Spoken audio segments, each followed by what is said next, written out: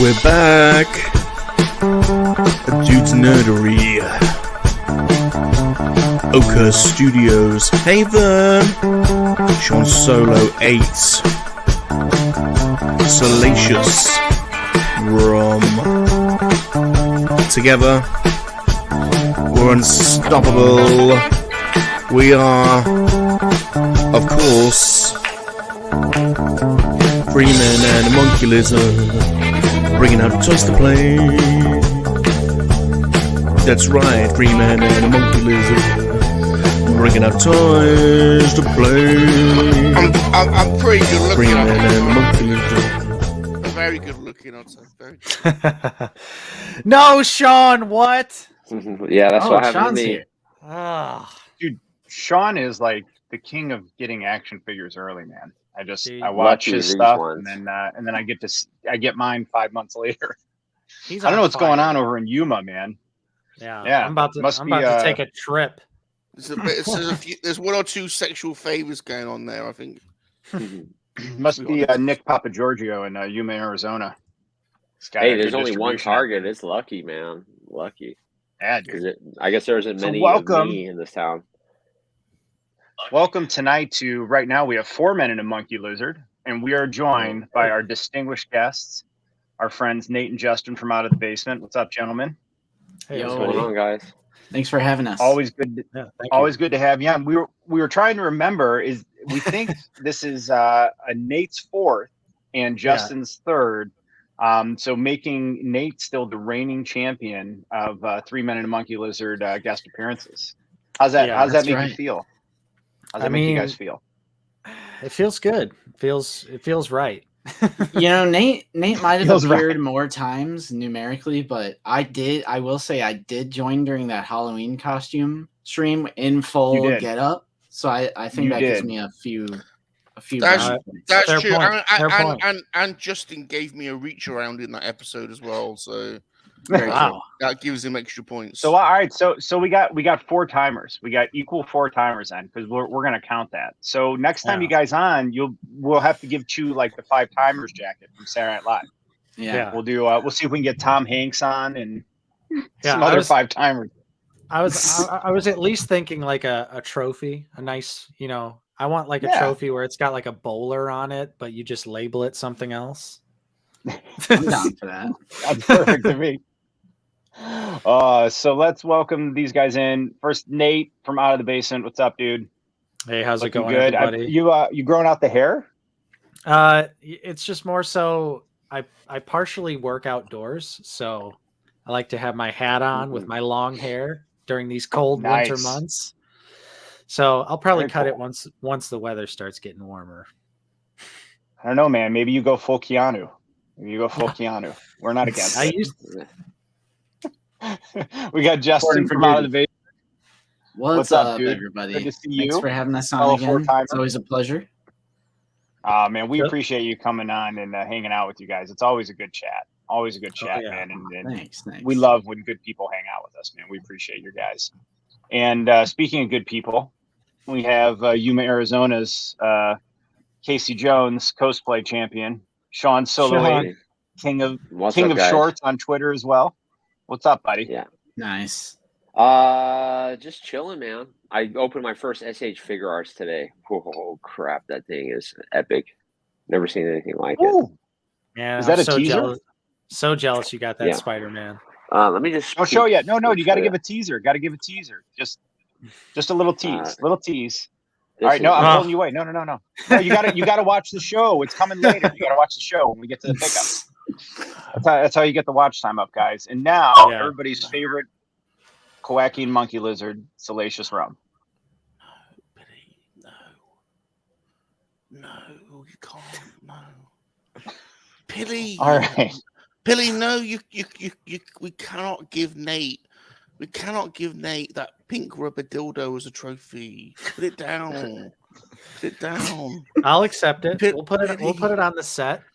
Put it on the set. It's with live, Pilly. With live. All right, I'm gonna get my guests up in the top row there. I'll put myself on the line, and I'm a Dude's Nerdery. Thank you guys for coming to my channel tonight. So we're We're 3 Men and a Monkey Lizard. We are down one of our buddies, Vern at Oakhurst Studios. His wife has kidnapped him this evening. We kind of know his whereabouts, but we're told he'll be returned to us next week, safe, and should have all of the digits if he behaves tonight. So we'll miss you, buddy. But tonight, absolutely, we got a lot to do tonight. First, obviously we got our buddies from Out of the Basement here, but with the main event that we're going to get to here in a little bit, which I'm really excited about, is the Book of Boba Fett Black Series draft. So we're going to do 5 rounds, and maybe we add more if we're feeling frisky, but we're going to go 5 rounds. And the rules of the draft are if the character or alien or whatever, robot, whatever it is, has appeared visually in the show, if we have visually seen it, then it's eligible for the draft. And you can't do like a 5-pack and say, I'm going to take all the Bobas and the whole Sand People Village for my 5-pack. So it has to be one pick per round. But other than that, everything's game. So I'm pretty excited. And as per tradition, if a member of 3 Men and a Monkey Lizard is not here, then the community does draft for that individual. So I'm pretty excited for Vern. Oh, cool. And then Nice. if anyone's wondering, we are only 78 viewers away from opening Shatterstar. I forgot to. I just recently unpacked my Shatterstar, and I was going to bring him down here, but he's upstairs, just to show you the potential of what an opened Shatterstar could bring you. I'm trying. It's like I'd love to, but now it's the principality, right? I made the goal, and look, I'm 44, so probably by the time I'm 57, we'll hit 100. Right, and then I'll open it. Hey, I'm trying. We pinged everyone in the Discord just now, so I'm seeing some familiar names in here, the real G's, if you will. Yeah, we got to summon the army. Awesome, man. Well, I appreciate you guys bringing some of your following over as well, and then hopefully we all intermingle and we all make new friends and get to enjoy more good people. So how about I hit chat real quick and see who's here. So first in tonight is our buddy Super Awesome Geek Show. Hey. So guys, tomorrow, I believe it's at 11. John, I think it's at 11. Correct me if I'm wrong, but please tune into John's channel tomorrow. He's doing a live auction to raise money to help with cancer treatments for his brother. It's obviously one of the most worthwhile causes possible. And so I'm going to be there, and I know a bunch of the community will be as well. But please tune in and support him, and we'll have a lot of fun tomorrow. Nice. So next up was G-Force. What's up, buddy? Thanks for hanging out. I will be hijacking Bird's draft. Fabulous is here. What's up? Darth Muzza. Do you really? Yes. Dude. Oh, I cannot get over how much I love Peacemaker, man. I'm floored by that show. Absolutely. Really? We didn't know we had no idea what you thought of it. I know. Hey, man, it's nice to have like 1 or 2 things in life that make me happy. So let me have it. And yes, I do want to taste it. I seen a little clip today where that dude's sitting at the table in prison, and there's like a bunch of guys, and he's talking about their moms and stuff. I couldn't believe that. So I do want to see it. Dude, actually. That was hilarious.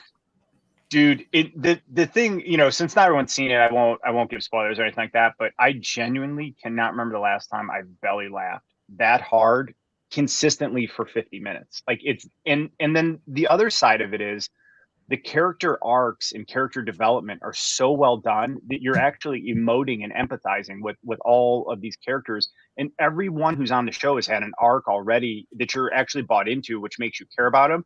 And dude, like John Cena, his tagline for Peacemaker is "I will kill however men, women, and children it takes to bring peace." Right? Like that was like his opening line. That was his line from Suicide Squad. And to go from that to the character development that you've seen, where in episode 4, at the end of the episode, I was legitimately choked up at the end of that episode. It was so touching. Just to make you laugh, to have that vulgar humor, and then to have character development and like, empathy for the characters. It's a brilliant show. Brilliant show. Awesome. All right. People saying hi to each other. It's hard for me not to spoil it. I really want to, I can't, when you guys see it, we got to talk about it, because I want to talk to people about it. Yeah. All right, people saying hi to each other. Definitely Crazy 8's here. Yep. Yeah, I know you guys have been busy. Oh yeah. Michael Cherry's here. What's up, dude? All right, Hey, cycling through. I want to be caught up on chat. That's one of my goals. What's up, Mark? Hey, Mark. Hello, Chops. Hey, Mark. Oh, Colonel Angus is here. Oh my, Colonel Angus. That's fantastic. All right, let's see. We got everyone. Michael Reed's here. What's up, Michael? Mike, good day from Australia. Eric Brown. Hey, Cat's here. Hey, Haven't Cat. seen you in a while, bud. Hope you're doing well. We're glad to see you out of the basement. Yes. I'm live on What's the up, set boys? permanently. Yeah. Great lineup tonight for sure, man. It's always a good show when these dudes are on, man. Darth Rock. Man, what an awesome collection of humans in chat. And we're already up to 30. So 70 away from Shatterstar. All right, man. We're making progress. Making progress. Yes. Let me see. We got Wookiee Sin. Josh. So what would be a Wookiee sin? What would be a Wookiee sin? Not ripping somebody's arm off in a bar would be a rookie sin. If you just let him go without ripping the arm off. I didn't think Disney was going to do it. I was like, is Disney going to do it? I was so glad they did that. They're not going to do it. It was so awesome. Oh yeah. Man, I feel like I'm doing well on chat, and then it's like I have like a cup and I'm in a boat with a hole in it. And I'm like trying to get through. Well, all right, so I'm gonna make sure I got everyone. Jay Martin, OOTB Army, love it. What's man. up, Jeff?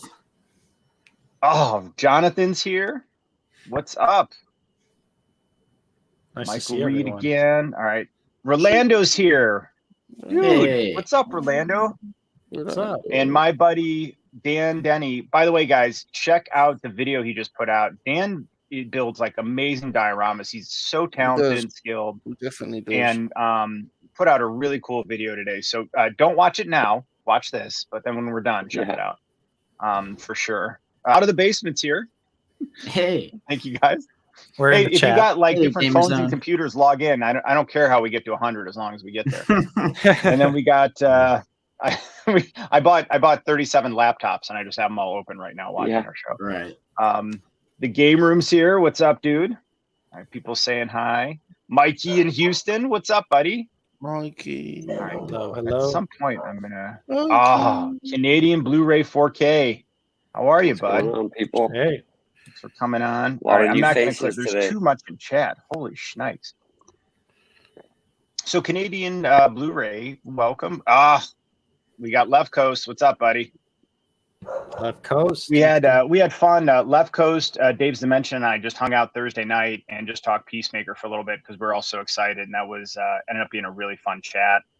Nice. One of the things I learned about Left Coast is he does not like Star Wars Rebels. Like really does not like it. I was really shocked.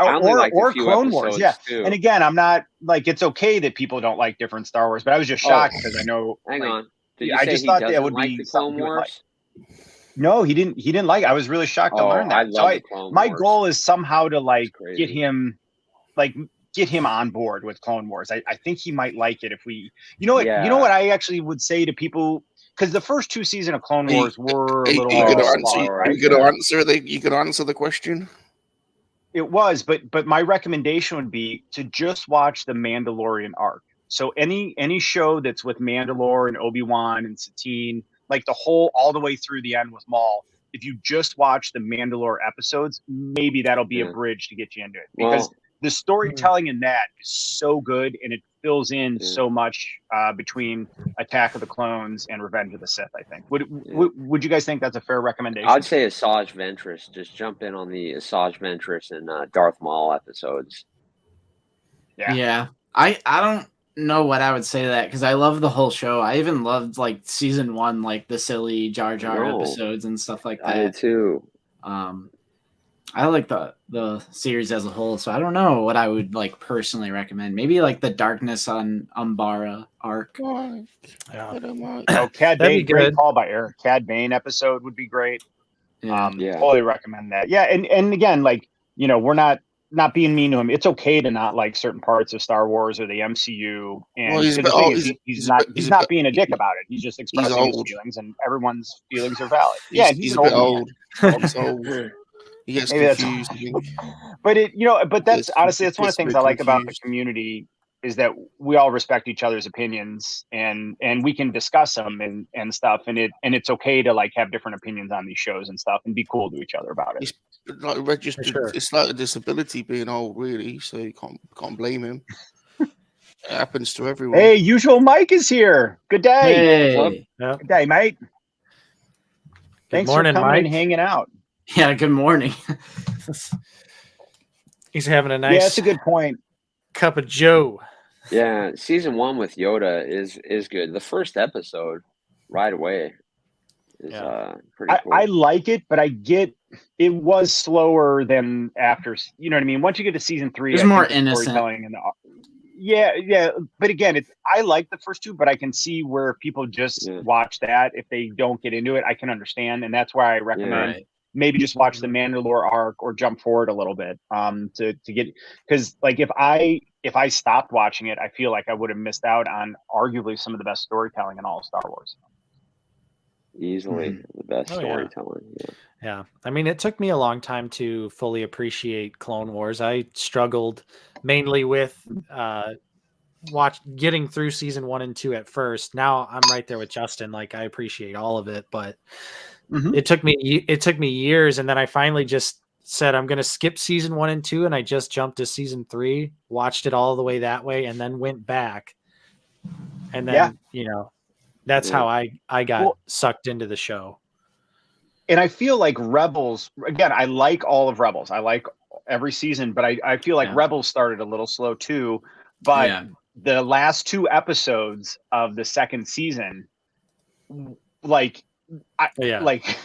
when Vader is flying the TIE fighter with the Force and he's standing on top with the lightsaber. Dude, like at that moment, I'm like, I love the show, and I was hooked ever since then for sure. Oh yeah, the Twilight of the Apprentice episodes are fantastic, but I think Rebels hooked me a lot easier than Clone Wars did. If I'm going to be completely honest, I think probably linear storytelling. Yeah, the linear storytelling, new characters that you're learning a lot of information about, and I mean, honestly, great villains like the Grand Inquisitor. Agent Callus and Thrawn. Agent Callus, Yep. I mean, Thrawn, dude. Thrawn was awesome. Yeah. I think Rebels is fantastic, and I just think it gets better and better the more I watch it, and I'm so happy that I actually have all the Black Series, the Ghost crew themselves, complete on the shelf finally. It's just so satisfying. Yep. They're great figures, I think too. I really like that wave of figures. I would say because I didn't get all of the original ones. I think I don't like Ezra because of his garbage hips, so he can't kick forward. But other than that, I think they're actually all pretty solid figures. And Chopper's awesome too. Chopper with the blast effect and everything. With the blast effect, and Thrawn is a cool. I consider Thrawn part of that, so I put him. Even though I know he's not technically, but I put him in my Rebels display. Because I think he fits well with that. Yeah, I like the way that looks. But I'm looking at him now. I mean, like Sabine is awesome, Hera's awesome, Kanan, Zeb. I mean, and Zeb with his staff, how it expands. And that's when you can get a deluxe figure like that without paying $40 for it. Mm-hmm. That was nice. So Michael's asking a question if we checked out the end of the Boba Fett theme. So are you? I think he's referring to the little Mando at the end where where I just giggled like I was 6 years old when I heard that. I was just pumping and giggling at the end of the episode. Or even at the beginning when you see the flare and you just hear the recorder. Did anybody flare. rewatch the Mando episodes? Because I did, and it's a masterpiece. Ooh, I haven't yet. When Boba, watch the one where Boba and Fennec, go to Mando and Grogu where he's on the rock praying. Damn, that episode is so good, especially right now because it basically takes place where we just seen the flashback from. Mm-hmm. Right. Yeah. I'm glad we're getting to see more of that costume. Yes. So Usual Mike is wondering, so if all our theories are true that Mando will show up, Do we think that we're going to see his figure repacked? Of course. Yeah. I mean, how many Mandos have they released already? Though, of course. In this next episode, I guarantee he will get like splatted or sprayed with something. Like there's so many instances of that in season 2, like the crate dragon green juice. I'm surprised that figure hasn't come out yet. And then coming we soon. actually did get episode Snowy. 2, the snowy Mando. Yeah. Hey, Snowy Mando at least has a new thigh armor piece because it's the correct season 2 thigh armor piece. Yeah. Yeah. On that figure in particular. Also, to me, I don't know if it's just my eyes playing a trick on me, but I also feel like the helmet looks a little bit better too on that Snowy Mando release. As well, actually. The helmet kind of looks like it's a resculpt as well. So I'm kind of glad I ended up pre-ordering that figure because now I'm like super curious about it. And of course it comes with a spider, so that's amazing. By the way, there's another. What's up? We both started talking at the same time, and then we heard each other, and we were both being polite and stopped. So, Salacious, like I will wait for another. I will wait for you, my friend. Oh, you go first. By the way, there is some extra sounds at the end of the episode that are quite interesting. There's an extra motif. Have a guess. It's very subtle, but it's there. Right, you mean other than the Mando theme? Other than the Mandalorian, there's another motif that it finishes on. Really? Yeah, there is. Cad Bane. All right. No. What is it? No. What is it? Have a guess. I didn't see this. I didn't know about Princess this. Leia. Nope. Han Solo. Nope. Good. Thank God. Is it Salacious Rome? Nope. Debbie Gibson. Nope. Did they play Lost in Your Eyes at the end? It's from a film. It's from another film. It's from a recent Star Wars film. So Salacious clearly isn't going to tell us. So let us know in the comments if you heard Kira, the other motif. It's Kira. It's from the. Oh yeah, yes. Okay, yeah, dude. Did you? There's all kinds of Crimson Dawn symbolism on throughout the show. There was a Google, or I Googled it, and in the mayor's office, the lights coming in made a Crimson Dawn symbol in front. But they were showing all these Crimson Dawn plates. So I'm pretty excited for that, man. That would be neat to see Kira. I like that character. Yeah, I mean, she was recently brought back in comic books too, so that would totally make sense since they're kind of trying to build her up as a character. Which I mean, that'd be badass. I'd love to see Emilia Clarke again. And now I like that her. they also leaned into her Terrace Kasi training. So if she's a master of hand-to-hand combat, that would be sick to see her throwing down. Do we know the name of that the young woman character who has the cybernetic arm? Is she officially named yet, or is she already? I think Dash. Yeah, she could be. She has a name. I think they named her. They did. Is it Art? Is it? I think that they did. No. I think it's not Arden. No, they gave her. She had a name. I'm pretty sure I saw that she had a name. Yeah, it's like Dash.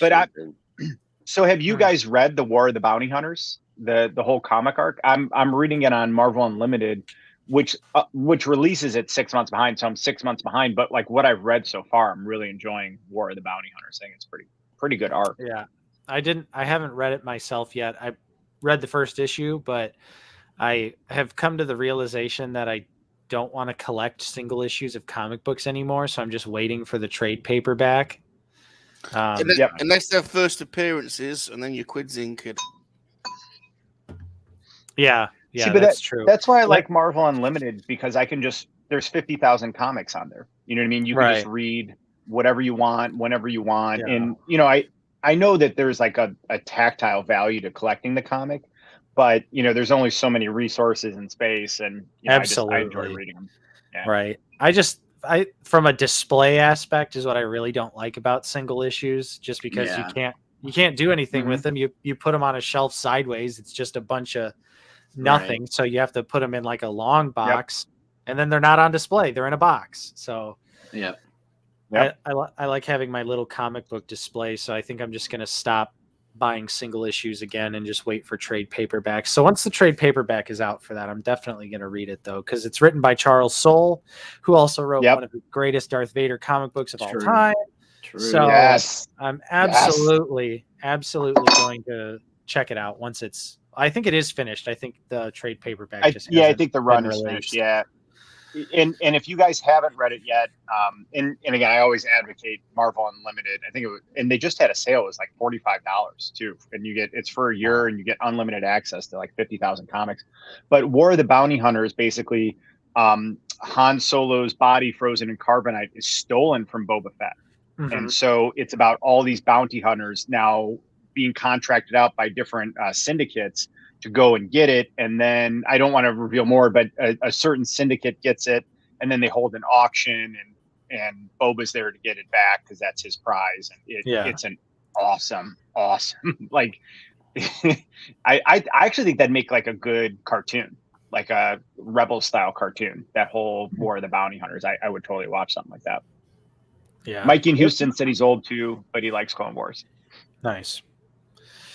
But yeah, so I mean, that'd be awesome if they're gonna start doing Crimson Dawn stuff. Bring it on. That's a good idea. Yep. I would love to see more crime syndicate stuff in Star Wars. Bring in the Black Suns, because they're bringing in the Pikes, but where there are Pikes, because like in that Clone Wars arc where it's like they recruit the Pikes and the Black Suns, so I think it'd be cool if they showed up as well. Yeah, we need Zizor. Well. Yes, Shizor. Shizor. Prince Shizor. With his pheromones. Hello, Brian. Thanks for hanging out. With his pheromones affecting everyone, making them all want to get all naughty with him. That's seriously one of the stupidest things in all of Star Wars. It's so dumb.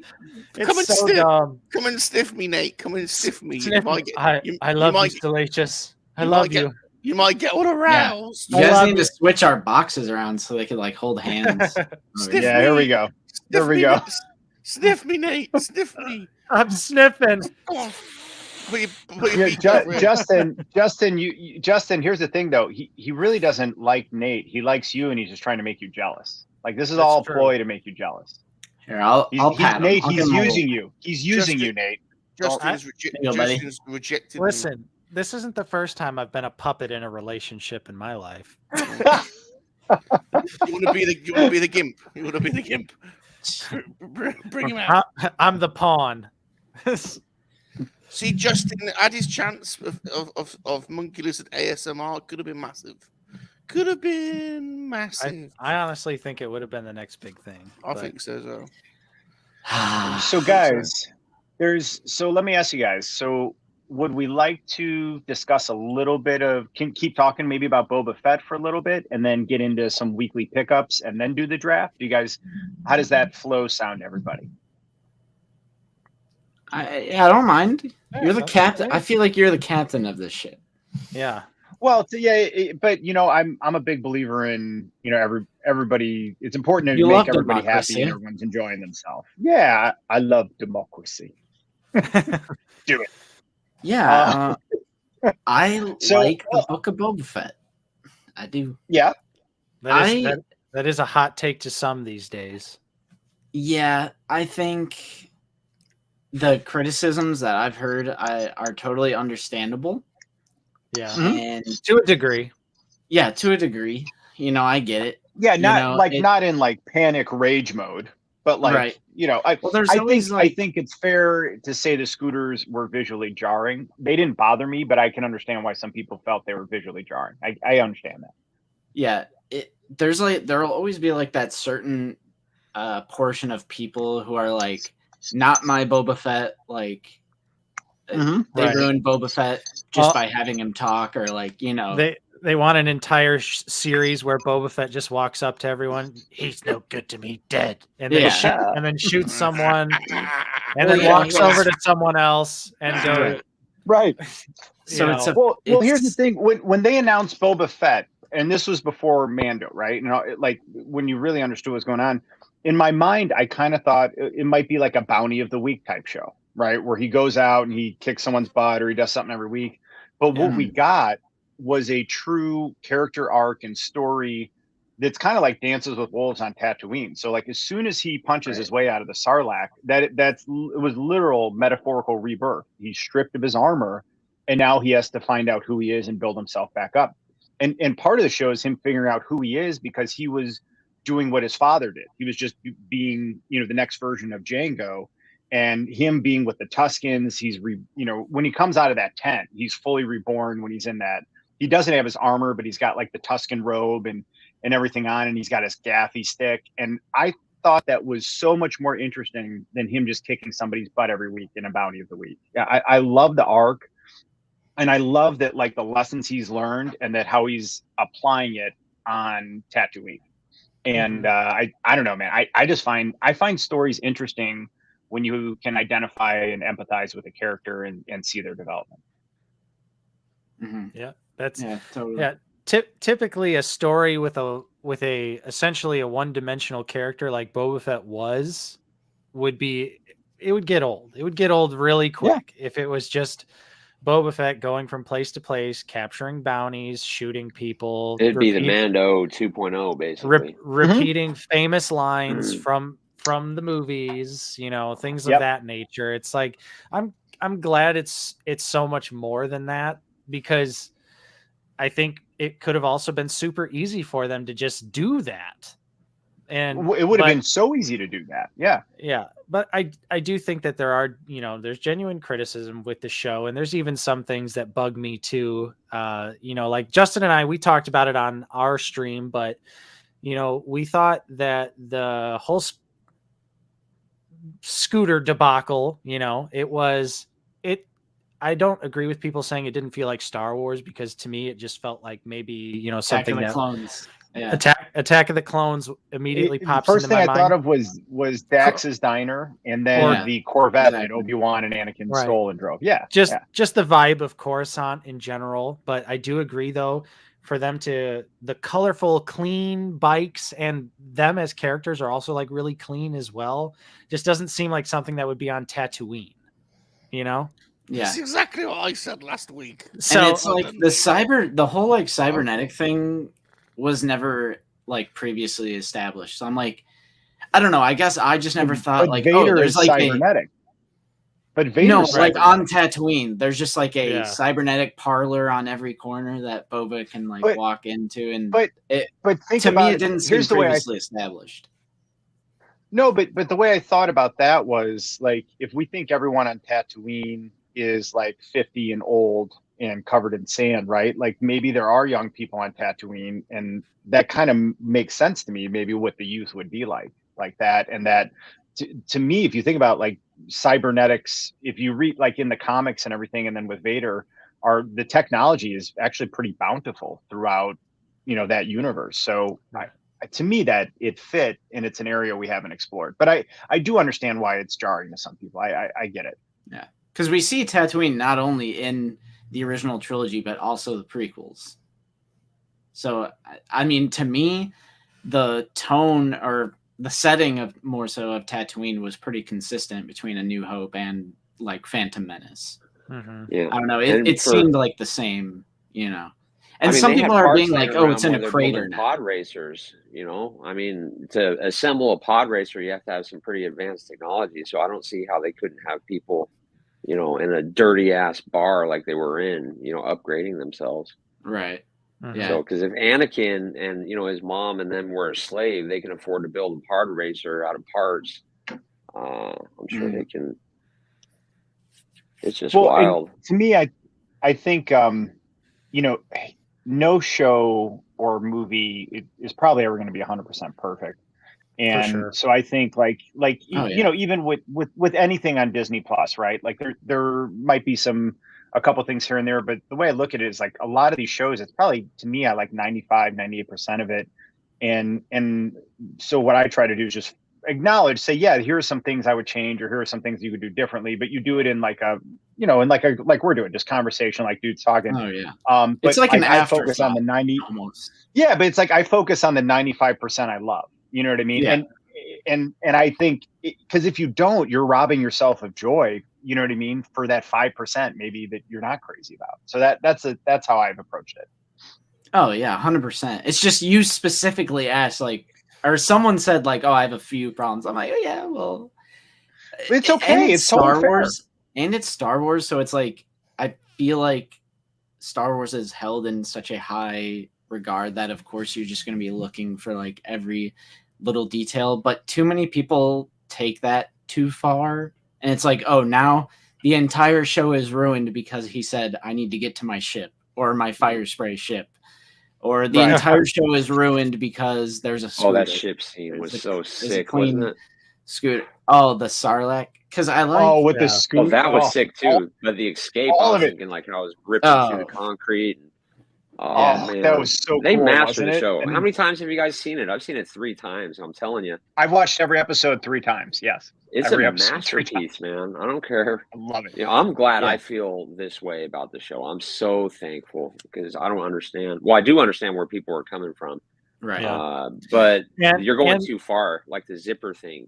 Have you heard about that? Oh, the zippers. Thing? Yeah, because George Lucas said there's no zippers in Star Wars, but I think someone had a zipper. Who had a zipper then? The girl with the mechanical arm, and it shows it on her jacket. It has a zipper on her leather biker jacket. Oh. Yeah, like George Lucas never went back on anything that he said in the history. Yeah, he's never went back and changed anything. Yeah. And then people were dogging on the Jennifer Beals, how she's all dressed, all beautiful and stuff. And who's dogging on Jennifer Beals? Look at Twi'lek, though. Twi'leks have always been kind of the... Twi'leks have literally always been like the kind of sexualized species. Literally, Grief Karga says, "I'll take you to the Twi'lek healing baths." Like, what do you think that was? Like, they're obviously like, they even had the dude in there just to make people happy. But I think that's part of their culture. Is, you know what I mean? I don't look at it as a negative way. I think that's part of their species. They're a sexual species. Like, you know what I mean? I mean, even Ayla Secura was pretty, you know. She had she walked around in a tube top. Yeah. You know what I mean? Yeah. Right. Usual Mike said the sand would get in the mods, and then Connor says, "Are you saying sand is coarse and gets everywhere?" Of course. Which I do want to. That's fantastic. I do want to quickly say to Connor's earlier comment, because he asked us about the Rancor. So I think Justin and I both agree we still stand by everything we said, and that it was worth it to us. But obviously, where is this? I see it. Yeah. But yeah, I mean, of course, we said it in our videos that we thought that things could have been handled a lot differently, and especially now with what we've seen in Book of Boba Fett. Oh, the missed opportunities are insane. Yeah. So they gooched that. They gooched. Yeah, I'm so heartbroken. I see it. But Connor, you're the last part. And the thing is, I wanted to buy that Rancor. Like I was in, when I heard Rancor, the shut up and take my money meme, right? I was like immediate, but for me, the offering wasn't worth it. But I think the market spoke, you know, overall the market said, hey, we want the I just Rancor, don't understand how you can think that Sentinel is worth it. You know? There's no mold or anything. It's just like a piece of shiny flat plastic. The only mold in that Sentinel was the stomach. Then you had this Rancor, super highly detailed. Yeah, dude, are you kidding me? Articulation. Wait, to address the last part. Are you kidding me with the set? Dude, this thing is amazing. Yeah, look at all that flat plastic on that thing. How can you back that? Dude, that is colored plastic, though. That I get what Sean people were saying. making that comparison that the Rancor had over 900 paint applications. That is more paint than the Sentinel or Galactus, because the Sentinel and Galactus is colored plastic. Those aren't actual. It is beautiful, like individual. It is beautiful. Handsome boy. He's a handsome boy. But those aren't like that paint applications. Yeah, I get that. Too. But I think versus that flat, the accessories and the unlocks that came with it were way more justifiable. Yeah, you know what I mean? Like it was so I think 1,000 times better. I think, and none of that, but for me, I got my 90s X-Men shirt on tonight, coincidentally. But like for me, I was molded by the 90s X-Men. I love 90s X-Men cartoons. So like the Sentinel was, it was a must buy. But the unlocks, like, is what really totally made me sold to get it. Like, totally pushed me over the edge. And then you get little bitter, lights. man. I blame everybody that didn't back it. It's your fault. Yeah, but real I quick, wanted to buy it. What's up, Dave? Yo, Hey, Dave. Yeah, dude. You know, I was ready to buy it with no, stretch goals. I didn't care. I just wanted that thing. I as well.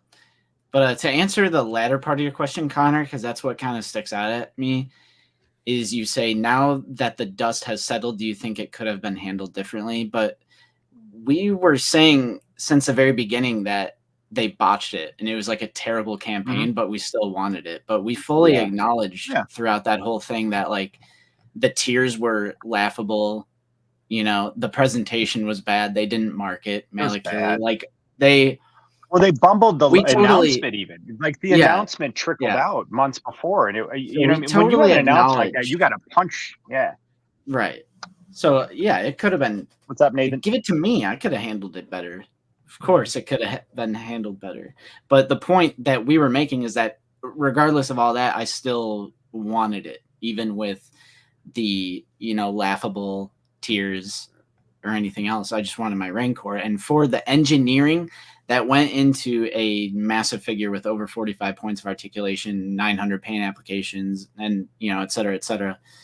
That's how I justified still being excited for it. And obviously, I also only collect mainly Black Series, so it's not like I had to pick from that or Galactus or. See, that's what happened to me, and that's why I'm upset, because I would have bought those other ones, but I knew the Rancor was coming, and now I've missed out on everything. Luckily, I got the vintage collection coming, so. But I'm upset about it. Man, I'm mad still. Yeah. It's Hasbro's fault ultimately. They didn't even. You guys know, 500 backers. They didn't post on anywhere except for Instagram and a comment. They didn't even have like a picture. Well, they had a picture of Malakili, but they didn't. What they should have done, because they have access to everyone's email with the Hasbro Pulse account, they should have sent out a mass email. Hey, free Malakili. Or like that final video that they made, like, this is your last chance. No mention of Malakili. It seemed like they didn't want it to work. Like I really felt like they didn't like you know what I mean? Because if you look at the other HasLabs, the way they were launched, the way that they're marketed, just like all of it, like that one was the Rancor to me was arguably the easiest one to sell, and I think that they thought that, and then that's the amount of effort they put in. They just thought, like, we're just throw this out there, half butt it, and everyone's going to buy it because it's a Rancor. And if you look at Galactus, look at what Galactus did. And the other problem is there were so many at once, right? And then people had to choose. If you spaced them out one a quarter, or every 3-4 months apart, people might have bought more than one. I think some people had to choose. Like, do you want the Proton Pack? Do you want G.I. Joe? Do you want Galactus? Or do you want the Rancor? Right. You know what I mean? Because not everybody. Not everyone can drop 350 times 3 or 4 action figures. I was gonna say that's like $1,500 within the span of like 4 months, right? Yeah, at Christmas, and that's like a year's worth of collecting action figures. That's a whole. And it's not including all the single figures that you're buying in between, because obviously you got to keep up on certain things if that's what you're collecting. So it's like. Yeah, I think it was definitely foolish in a lot of ways to have so many so quickly, because even though the Sentinel, or even though Galactus was a couple months earlier, still though it's like that definitely affected people. I will say it impacted my decision because I bought Galactus, and now I'm like, all right, Galactus was 400, and I really wanted the Rancor, but I was like, man, now that's 750, and I just didn't feel I could justify it. Yeah, I will say, like, I'm disappointed that they needed like 400 more, and if it would have gone on for like 10-15 minutes, and it's like they could have extended it. My opinion wouldn't have changed. I would be super glad to have just the Rancor coming my way right now. Oh, stoked. But I will say, like, ultimately, yes, Hasbro's failure 100%. But I also feel like the Black Series is given like an unfair sort of outrage. Like, for sure. I think people who would never in a million years even back a HasLab in the first place were just spewing hateful content. Yeah. I don't think the fake YouTube videos that were calling the Luke Skywalker a repack or saying that the bones were in like some Hasbro excavate, which has been debunked. The Gamguard is a different scale skull. The Tauntaun, none of those bones were from the excavation thing. That was fake news. Luke wasn't a repack, and there was a few like big creators out there that were like saying those talking points. I'm like, minor things, but those but guys it's still not true. Around, but those channels understand that the algorithm that hate gets 10 times the clicks of love, and they just exist to spew that to get people to watch. You know what I mean? Do we think they're going to the best thing we can all do is not watch it. Don't watch it. So I do want to bring up I do want to bring up a point of pure joy though, and so obviously when it was very cathartic once Boba got out and he gunned down that biker gang, like that was so cathartic to see that, and it was awesome. I thought it was, but the point I was like, oh, go ahead. There was that ruthlessness that everyone Boba Fett's supposed That's what to everybody be was waiting for. Yep. Yeah. Well, there you go. There it is. That now, was do you guys think there's sort of a? I love the show so far, so I'm going to be playing a little devil's advocate just for the sake of discussion. So, some sort of minor, sort of valid criticism that I've heard is he's ruthless and kick-ass in The Mandalorian season 2, but then he seems a little more relaxed and laid back. Rewatch it. Boba Fett. Yeah, it's all part of the journey, man. It's like part. He's part of the journey. It's weird because he does give forgiveness because he could have killed Mando and Grogu, heartlessly, but he didn't. And then he joins them as a team, and they go to get who's that dude, and then they go on the hover tanks and stuff. He's in all those episodes. It's just mind blowing, man, and it all fits together perfectly. He's got the same acid burns just like he does in the Book of Boba Fett. It's dynamite, man. Nice. I will tell you the stormtroopers. To Norsky. And I'm curious.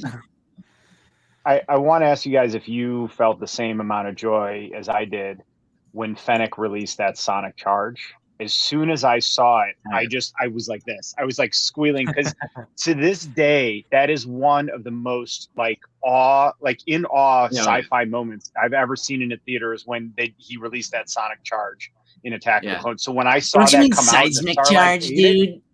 Don't you mean seismic charge? Whatever it is. Come on. But dude, but when the Sarlacc ate that, and I was like, it was so awesome. What did you get? No, I totally that agree. moment is cool for you guys, or? Oh yeah. I totally agree. It's one of the coolest sound effects. I remember watching Attack of the Clones at a sleepover for the first time and hearing that, like when it was like disintegrating those asteroids. Such a cool sound and idea for a bomb. And it's like we got a little bit of taste of that in Mando season 2 when he takes out the 2 ties. And I remember thinking just like he should just go back there and just shoot one of those down in the Sarlacc as a little bit of revenge. And then it actually happened. I was like, dang. I think episode 4 might be my favorite so far, actually. Easily, yeah. I think so. And I've liked them all. I've liked them. Yeah, I think. One thing we haven't even discussed yet is the Black Chrysanthemum team up possibility. So dope, yeah. Oh, it's happening. It's happening. Well, because everyone was like, "Oh, I wish he didn't run away." In the last episode. Yeah, that was me. No. So I was like, "No," because he says, "Hey, buddy, you need a job, right?" Or something like that, right at the end. Yeah, like he's pulling. Oh, no, he's there at the table. He's building. Yeah, he's building his long table. Yeah, so he's building his team, man. Like, it's gonna be so cool. So now the question is, like, who else could? Well, he said money's not a price. We think Mando. Money's not a concern. Yeah, I was gonna say, guys, a lot of. By the way, I don't know if we have Zippergate now. So Left Coast says there's Zippers and Empire as well as Return of the Jedi. I don't think we'll see Kira or all these other things people are saying. I think we're going to see a ton of bounty hunters, and the Mando is going to be the big surprise. But maybe they'll give us more. If I throw anything else in there. Cool. I feel like they gave us a pretty solid indicator that Mando's going to be showing up. So I would hope they played his theme. Right. I don't think that they. I don't think they would tease the theme if he wasn't. I mean, that would. That would just be mean. I hope that means they're saving a a surprise of like Bosk or Dengar, you know. Cad Bane. I think so, Bosk man. for me would be the most interesting because of the species, like they're kind of speciest, racist against each other. The Trandoshans and the Wookiees. Trandoshans being like the hunter, like the most dangerous game sort of species. And obviously we see Black Chrysanthemum just hates Trandoshans. And they would have to work together or something. Yeah, you know? so I think Bosk, that's like my fingers crossed number one thing. I just think live action Bosk is probably the most interesting because we saw a bit of live action IG droid. Mm-hmm. I know it wasn't IG-88, but it's like we got a taste of that. That was still really cool. IG was really cool, man. There's another repack. Cool. They can make another IG unit and repack it. Yeah, they already gave us the white ones from Clone Wars. We need a new IG figure. No more repack of that figure. One that can actually like stand or move or pose, and you don't have to hold it up against the wall to detop. So John is asking, why is Bib the only male Twi'lek with the neck hanging things? And I was going to say he's a shower, not a grower. He's not. What about that dude in the bar? He's not. They've all got him. On the neck? Yeah, he's got like two little cow things. They're talking about he's got like udders. Oh. Well, and his appendages seem longer, right? Or is it just how he wears them around his neck then? I think his Leku are longer. What's her name out of Rebels? Hasn't her dad's got him as well, hasn't he? Oh yeah, he does. General Syndulla, wasn't it in Bad Batch? Hasn't he got him? Cham. Yeah, he's in Bad Batch too. Cham Syndulla, Hera's father. Yeah, I don't remember about the others. Look who's here! What's up, Brandon? Yeah, what's up, Brandon? Yeah, glad to see you hanging, man. Hope you're feeling better, dude. Left Coast brings up a great point too, that some male Twi'leks have sharp teeth too. So So what's up, Norsk? Thanks for popping in, dude.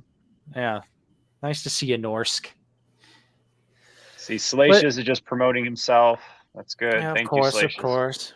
But yeah, I think seeing the potential for the Black Chrysanthemum team up with Bosk, with Mando and Fennec and Boba, like that's going to be mind blowing if something of that caliber happens.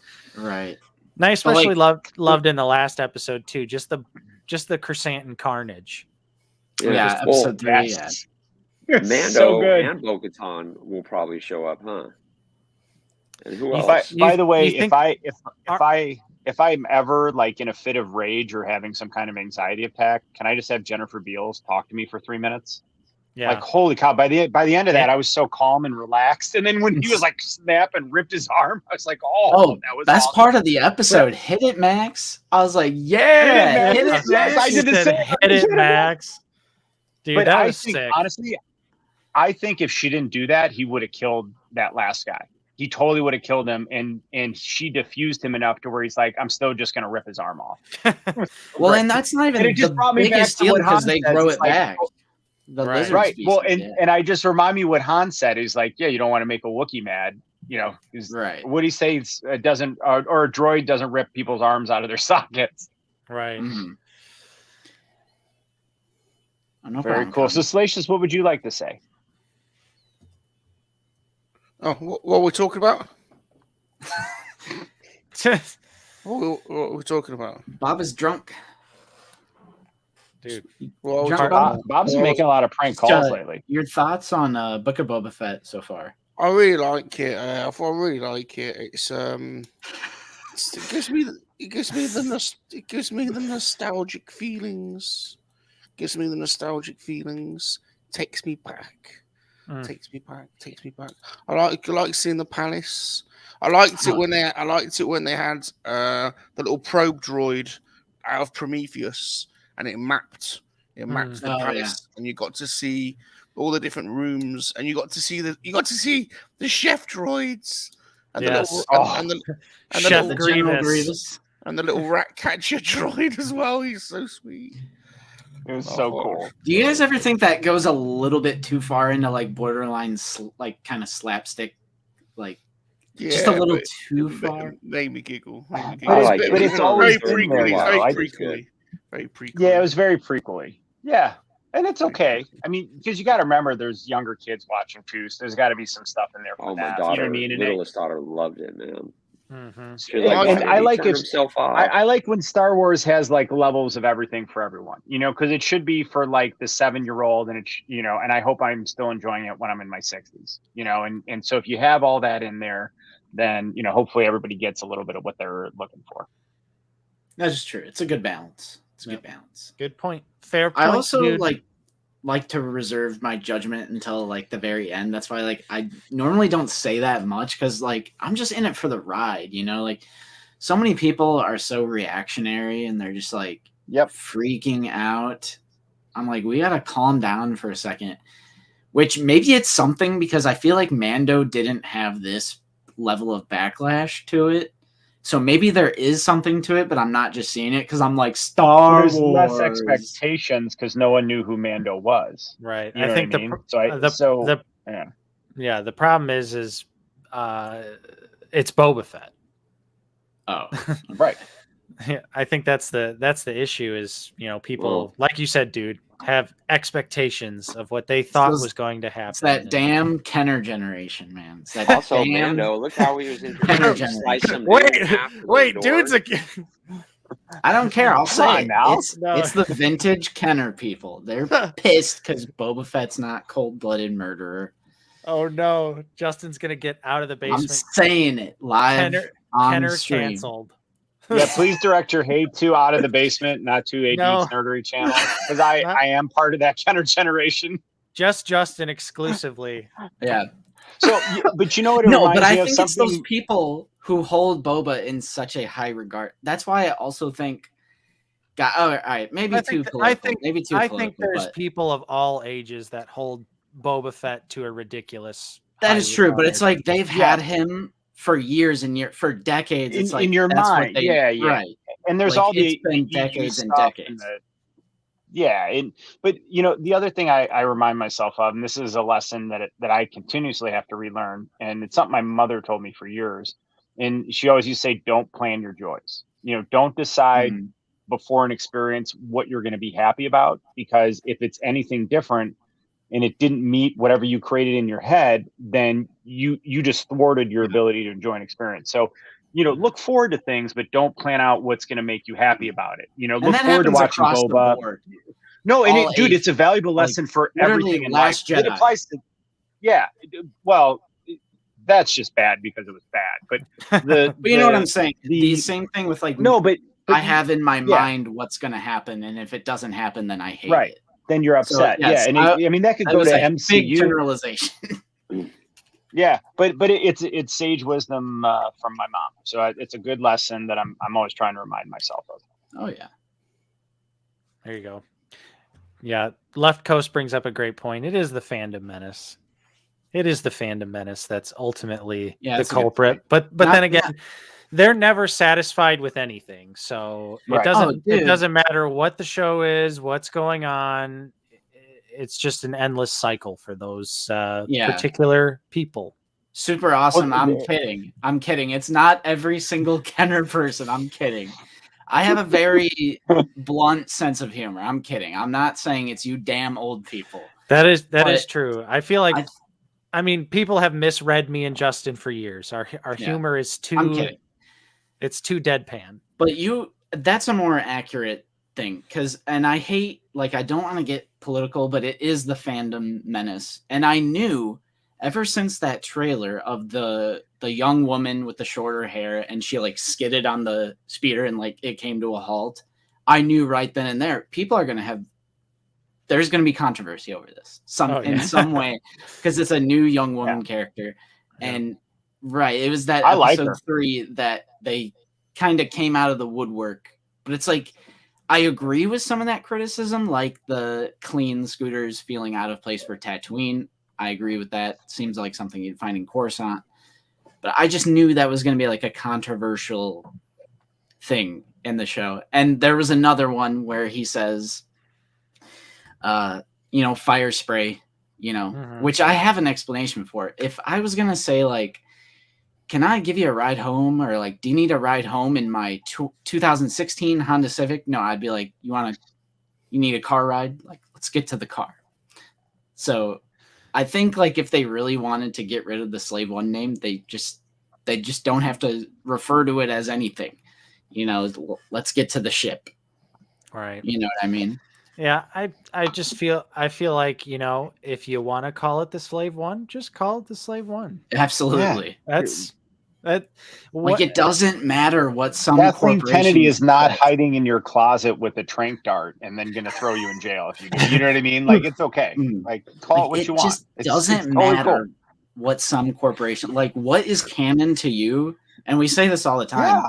It's fiction. So in your head, canon can be whatever you want. All these people upset that Disney ruined everything. Kathleen Kennedy ruined everything. You mean the documentary series Star Wars? Yes. Holiday special, that can be your canon. The hit documentary series you were talking about, aren't we? All of those Legends novels and books, everything Legends can just be canon in your head, because it's literally all fiction. Mm-hmm. Exactly. And you know what? Like, I just don't consider the sequel trilogy at all. It just, to me, it doesn't exist. It brought me no joy at all. And so instead of, like, focusing on it, it just doesn't exist to me. Mm-hmm. Yeah. What's up, Joseph? Thanks for hanging out. So, you know what I mean? And that's okay. Like, it's, and you know what? There's some people that like it, and I'm glad for those people that liked it. And I'm glad that they enjoy it. And I don't want to, poop on their happiness. So yeah. Right. Yeah. If you like it, that's great, man. I just, for me, it doesn't exist. Thanks for hanging out, Joseph.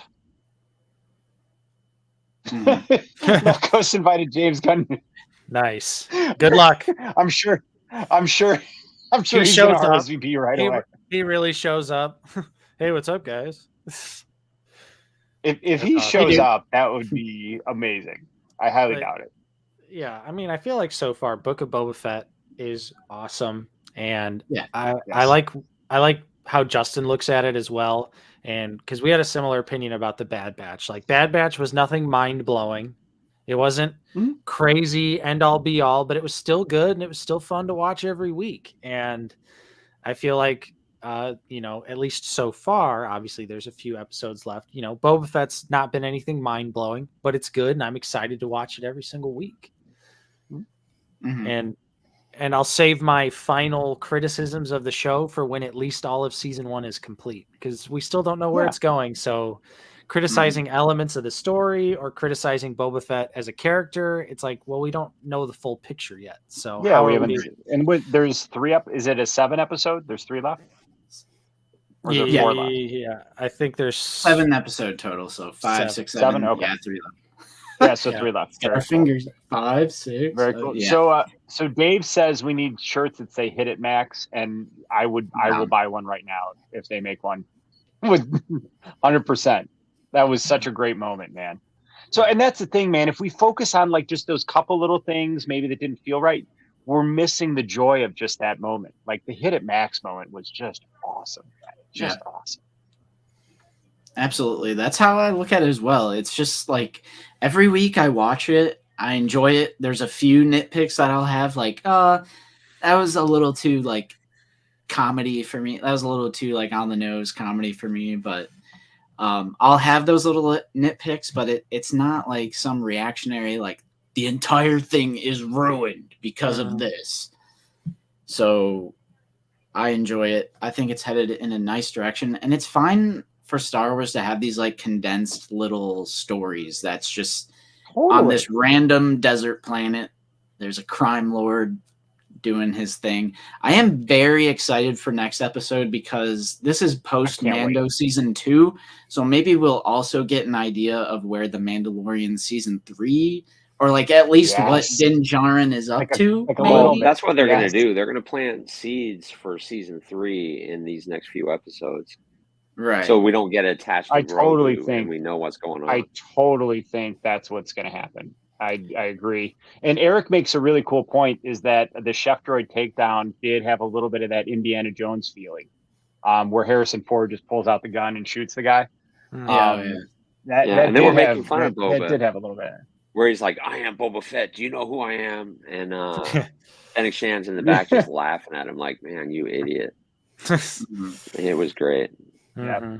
And, you know, to me, no matter what, like, I'm getting Star Wars content, and then we're getting MCU content, and it's being delivered to my TV, and it gives me something to look forward to every week. And then I've made friends in this community who are also enjoying it, and now I get to share that with you guys, and we get to talk about it. So for me, this is nothing but just a win. Like all of it's a win, man. I'm so grateful for it. Because we could have nothing. It could just all be over and done. So even if you like this show and you dislike the next show, it's fine to dislike that show and just focus in on the stuff you like.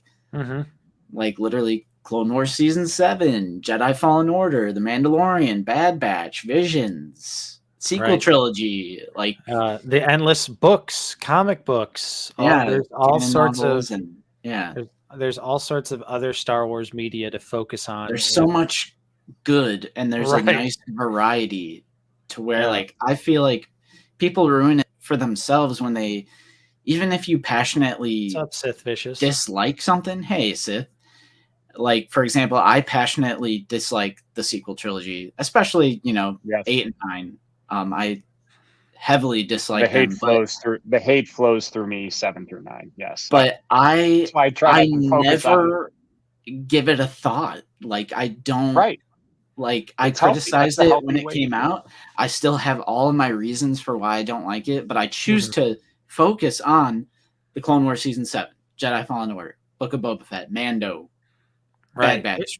Right. It was like Rise of Skywalker didn't even hurt that bad because pretty much right away we had great Star Wars content. It's like focus in on what you enjoy, and that goes for life in general, and that could even apply to like collecting. Like so many people now that I see, if you ever go to like, I feel kind of bad for Instagram creators sometimes, especially someone like Yakface, whereas his top comments for Yakface, it's always just hateful, negative comments because it'll be like Yakface revealing like a Black Series figure, and the top comments will always be like, I hate the Black Series, another stupid lazy repaint, I hate, like, oh really, Hasbro, blah blah blah. It's always just so overwhelmingly negative with their like top comment section, or it's like no need for that. It's fine to like collect a different line. Like, you're not, too many people act like they're like married to a line and it's like a divorce or something. Like, you can just switch it up at any point in time. Like the hobby is supposed to be fun. And I think the whole, not to go back to the Rancor debacle, because I would not like to go on another Rancor tangent, but it's ever since the whole Rancor debacle, it's really opened my eyes to like just how it's starting to affect maybe people's happiness when it comes to collecting. It's like the hobby's supposed to bring you joy. Like, it's supposed to be fun. If you're not having fun, maybe switch to a different line or something else. Like, it's no big deal. You know what I'm saying, dude? Yeah. All right. Dude, all right. Well, again, man, it just goes back to, you could focus on what you love or what you don't like. And the people who want to focus on what they hate, that's all they're drawing into their reality. You know what I mean? Like, they're bringing that, and that's how they probably approach most things in their life. And then you're probably miserable. And honestly, if I could take the sequel trilogy and launch it straight into the sun, well, I'd poop on it first and then launch it straight into the sun. Like, I would love to do that, but you know what? It's what it is. It exists, and I ignore it. Now, I do like the intellectual conversation of maybe how they could have improved it or what would have made it better, because then that's fun because you're being imaginative and it's not in a hateful way. And like, those types of discussions are fun. But yeah, man, I don't want to focus on it because the Rise of Skywalker hurt to watch. I mean, that was painful to watch. That is my least favorite movie I've ever seen in my entire life. Oh my gosh. I just thought of something. I need someone to explain this to me now that I saw Dave's dimension, his comment. I am a little confused. I want to see if you guys can explain this to me about Book of Boba Fett. The timeline. So The Mandalorian takes place 5 years after Return of the Jedi, correct? I believe that's 5 years after Return of the Jedi. Yeah, like 5 to 7-ish, right? Is what I think. Are they implying that Boba was in the Sarlacc pit for like years I thought that implied he was. I thought that implied he was with the Tuskens for that long. Yeah. Okay, so he was with the Tusken Raiders for years. Yeah. I think he fell in there and literally woke up and then seen the. That's what I was thinking as well. But then, it's like we're already interlapping with the Mando stuff. I was like, oh wait, so this is still like a back to Tank flashback. So I was like, and that's and that's already like and that's why overlapping with Mando. Go watch that one where Yoda's on the rock. It'll just blow your mind because Boba is the same, even though he was real vicious beating up them stormtroopers. Yeah, but his attitude, the way he talks, all the scars and stuff. Yeah, it's so dope. This is my chain code. That was something I was confused on, like 100%. Is the time frame? I was like, oh, he must have been with them for like years. I don't know. Was anyone else confused about timeline? No, I just felt like it was like a time lapse where it just, it told us the story where it told us the story in a condensed manner. But to me, that was that took place over that period, and then that brings us up to where we were with Mando. Because to me it seemed like when he really became part of the tribe, that wouldn't have happened in like 3 or 4 days. You know what I mean? Like that probably would have taken quite a bit of time. And I think just to have quick pacing that they did the beats that way with the flashback thing. Okay. All right. Hey, Dino's here. What's up, buddy? Yo. What's up, Dino? It's good to see you.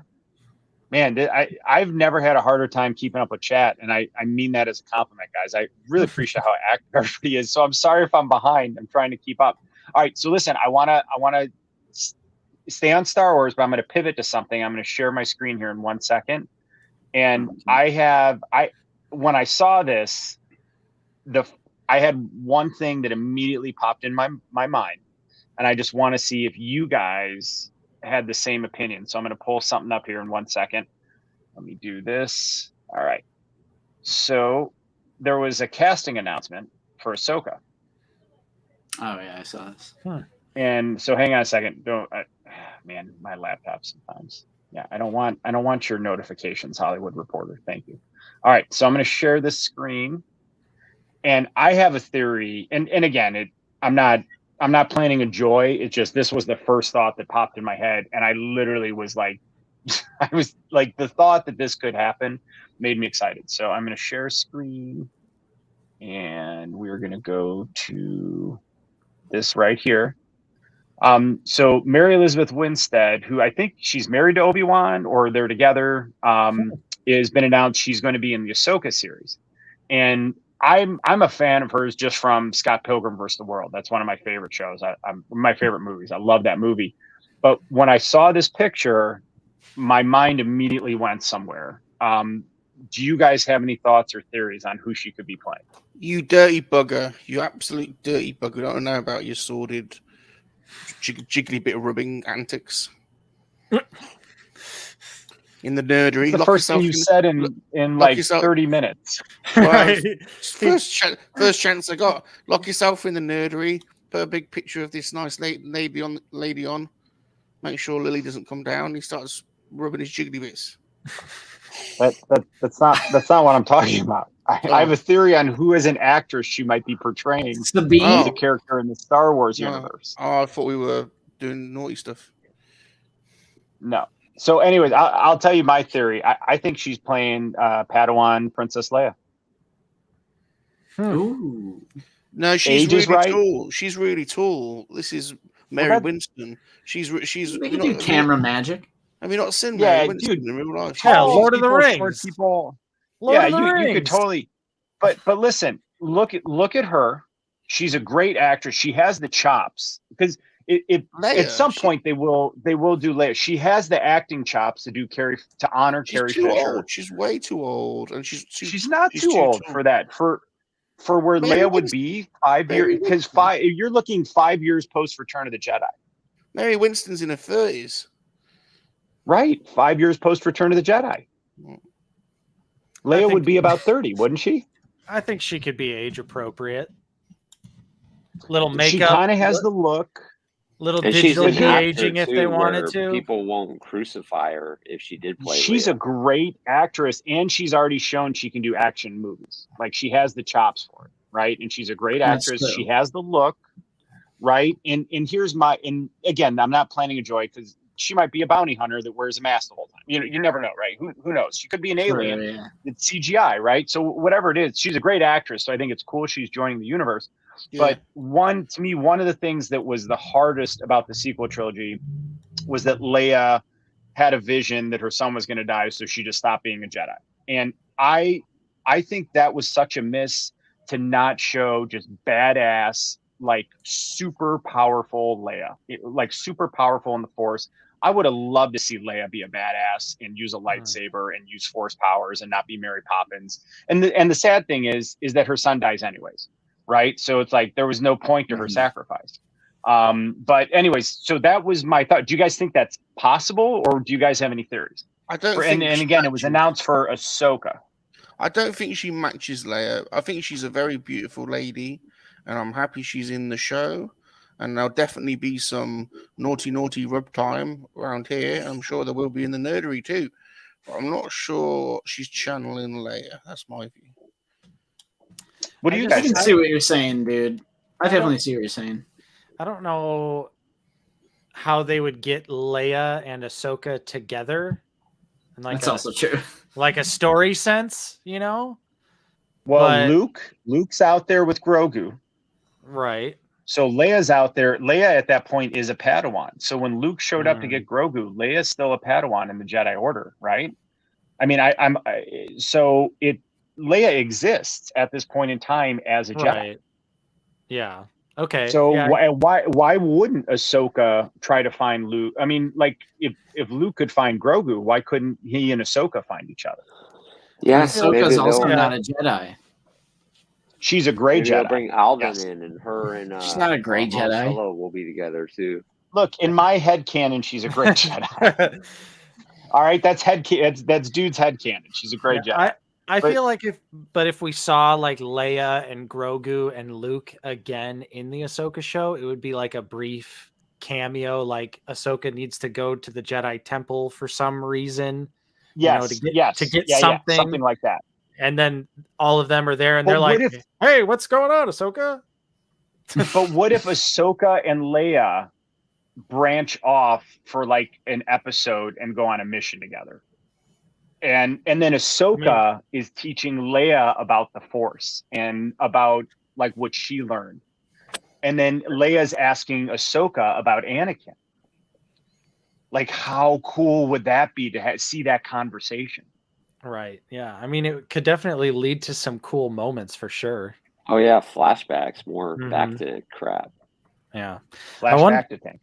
Yeah. I'm curious though, like I would hope the Ahsoka show is going to mainly focus on the Ahsoka, Thrawn, Ezra, Sabine that's teased at the end of Rebels. So but I'd be down for like a little episode fun time with Leia and Ahsoka or something like that. She looks like one of those Sith apprentice things with the circle or lightsabers. What are they called? Inquisitors. The Inquisitors. Yeah, Inquisitor. Dude, she could be like the second, like one of the sisters. That would be cool. That's more like it. That's more like it. She's channeling. She's more Sithy. She's more Sithy.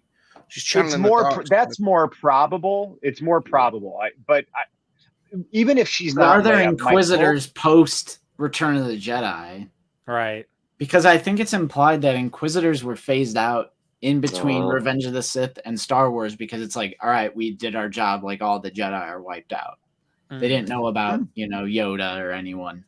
Do you know a big female character from this age that will be great to see that no one's spoken about? Mara Jade. Well, that's a good one. Another one. She would make a good Mara Jade, dude. Apart from the wrong color hair, but Mara Jade would be a good one. What about Darth Talon? What about if she was Darth Talon? Ooh. No. Oh god. Gotta go down this path. I really hope that we see Jet. I Who's hope saying we no see to Darth Master Talon? What the hell? Who's saying no Dude, to Darth but at Talon? some saying point no. we have to see Jedi Master Luke, and we have to see Leia. But maybe that'll be their own show. But I would love, dude, her as Mara Jade. I didn't even think about that. I think she could pull that off. That would be cool. But then to not acknowledge that Luke had offspring in the sequel trilogy, right? Like, unfortunately, it has to make sense in relation to the ST. But maybe they're gonna like MCU it and make that like another timeline. Oh no! Please no. Yeah, no timeline. I hope, dude. Please, I would love no. it if they just retconned the whole sequel trilogy and just told a whole new story. No, because that's Like the that, spineless coward. Like that, we have to like admit that it's there and it exists. I feel like that'd be such a cowardly. There's move nothing by you can Disney. do to save it. There's nothing you can do to save it. At one point, What's dude, up, we Aaron? thought nothing could save the prequels. At one point, we thought the prequels were trash and nothing could save it. I never felt that way. Well, you never felt that way, but back in that time, the prequels were hated. Everyone hated George Lucas. Everyone hated the prequels. People did, but I didn't think. I thought 21 Revenge when of the episode Sith 1 came out, and it was I was a nightmare, senior. man. I walked out of the theater like, what the hell did I just see? See, I was a senior in college, and we went and saw the Phantom Menace. I didn't like Jar Jar, but I said when we left there, I'm like, if you took that moron alien out of the movie, it was a good movie. Just if you took him out of Jar Jar. He was one of the only things I liked out of. Well, everyone loved Phantom Menace when it first came out. That's why you had Maul and you had young Obi-Wan and Qui-Gon. I mean, dude, it was awesome. But I love the prequels, I agree. but you can acknowledge that there was a period of time where it was. People everyone really hated it. See, well, what happened was because I went in spoiler free, and I'm telling you, I was 21 years old, and I loved Star Wars all my life. And then when I went to see Episode 1, I was expecting to see Darth Vader in that first episode. And that's where I screwed up. So I went in, watched, almost 3 hours of a little kid. I walked out pissed off. And I'm sure there was a lot of people that did. Right. And that's where most of the hate came in. The original teaser poster where his shadow is I got it on my wall. Yeah. See, look, let me, where is it? Yeah, it is right there. But Anakin's you literally up there. have it right there. That's all. No, but I think though, when it comes to the sequel trilogy, it could almost be ignored because it is a small time. It's 30 years past Return of the Jedi first. I believe the events of the series are only about like 5 to 7 years ish of time. I think it's even lower than that. Less than that. Less than that. Well, good. Then I'm just being generous, but because I'm pretty sure 2 movies take place one after the other. I can't remember which one it was. It's got to be Force Awakens. Last Jedi happened. Last Jedi happened straight after, didn't it? I'm trying to think. What was the opening? I honestly can't remember. Because she's giving him the lightsaber. Oh, right. So it's literally there's no years. I can't believe I just completely spaced out. I'm like, what was the intro to Last Jedi? That's the sequel trilogy for you. Yeah. But that is a good point, though. So, but what I'm getting at here is that it's such a small period of time that we could just swerve around it. We could just say, and just we don't even need to get up close to it. Just drive on past. We've still got 30 years to stories. 30 years of storytelling. So you could have another trilogy before it. Right. Aaron's with me. Like that was again one of the biggest disappointments of the sequel trilogy was not letting Leia be a badass Jedi, man. Like that was such a bummer. So and again, that's what my mom said. Don't plan your joys, right? Luke should have. And then Luke. So stupid. Yeah, it was so disappointing.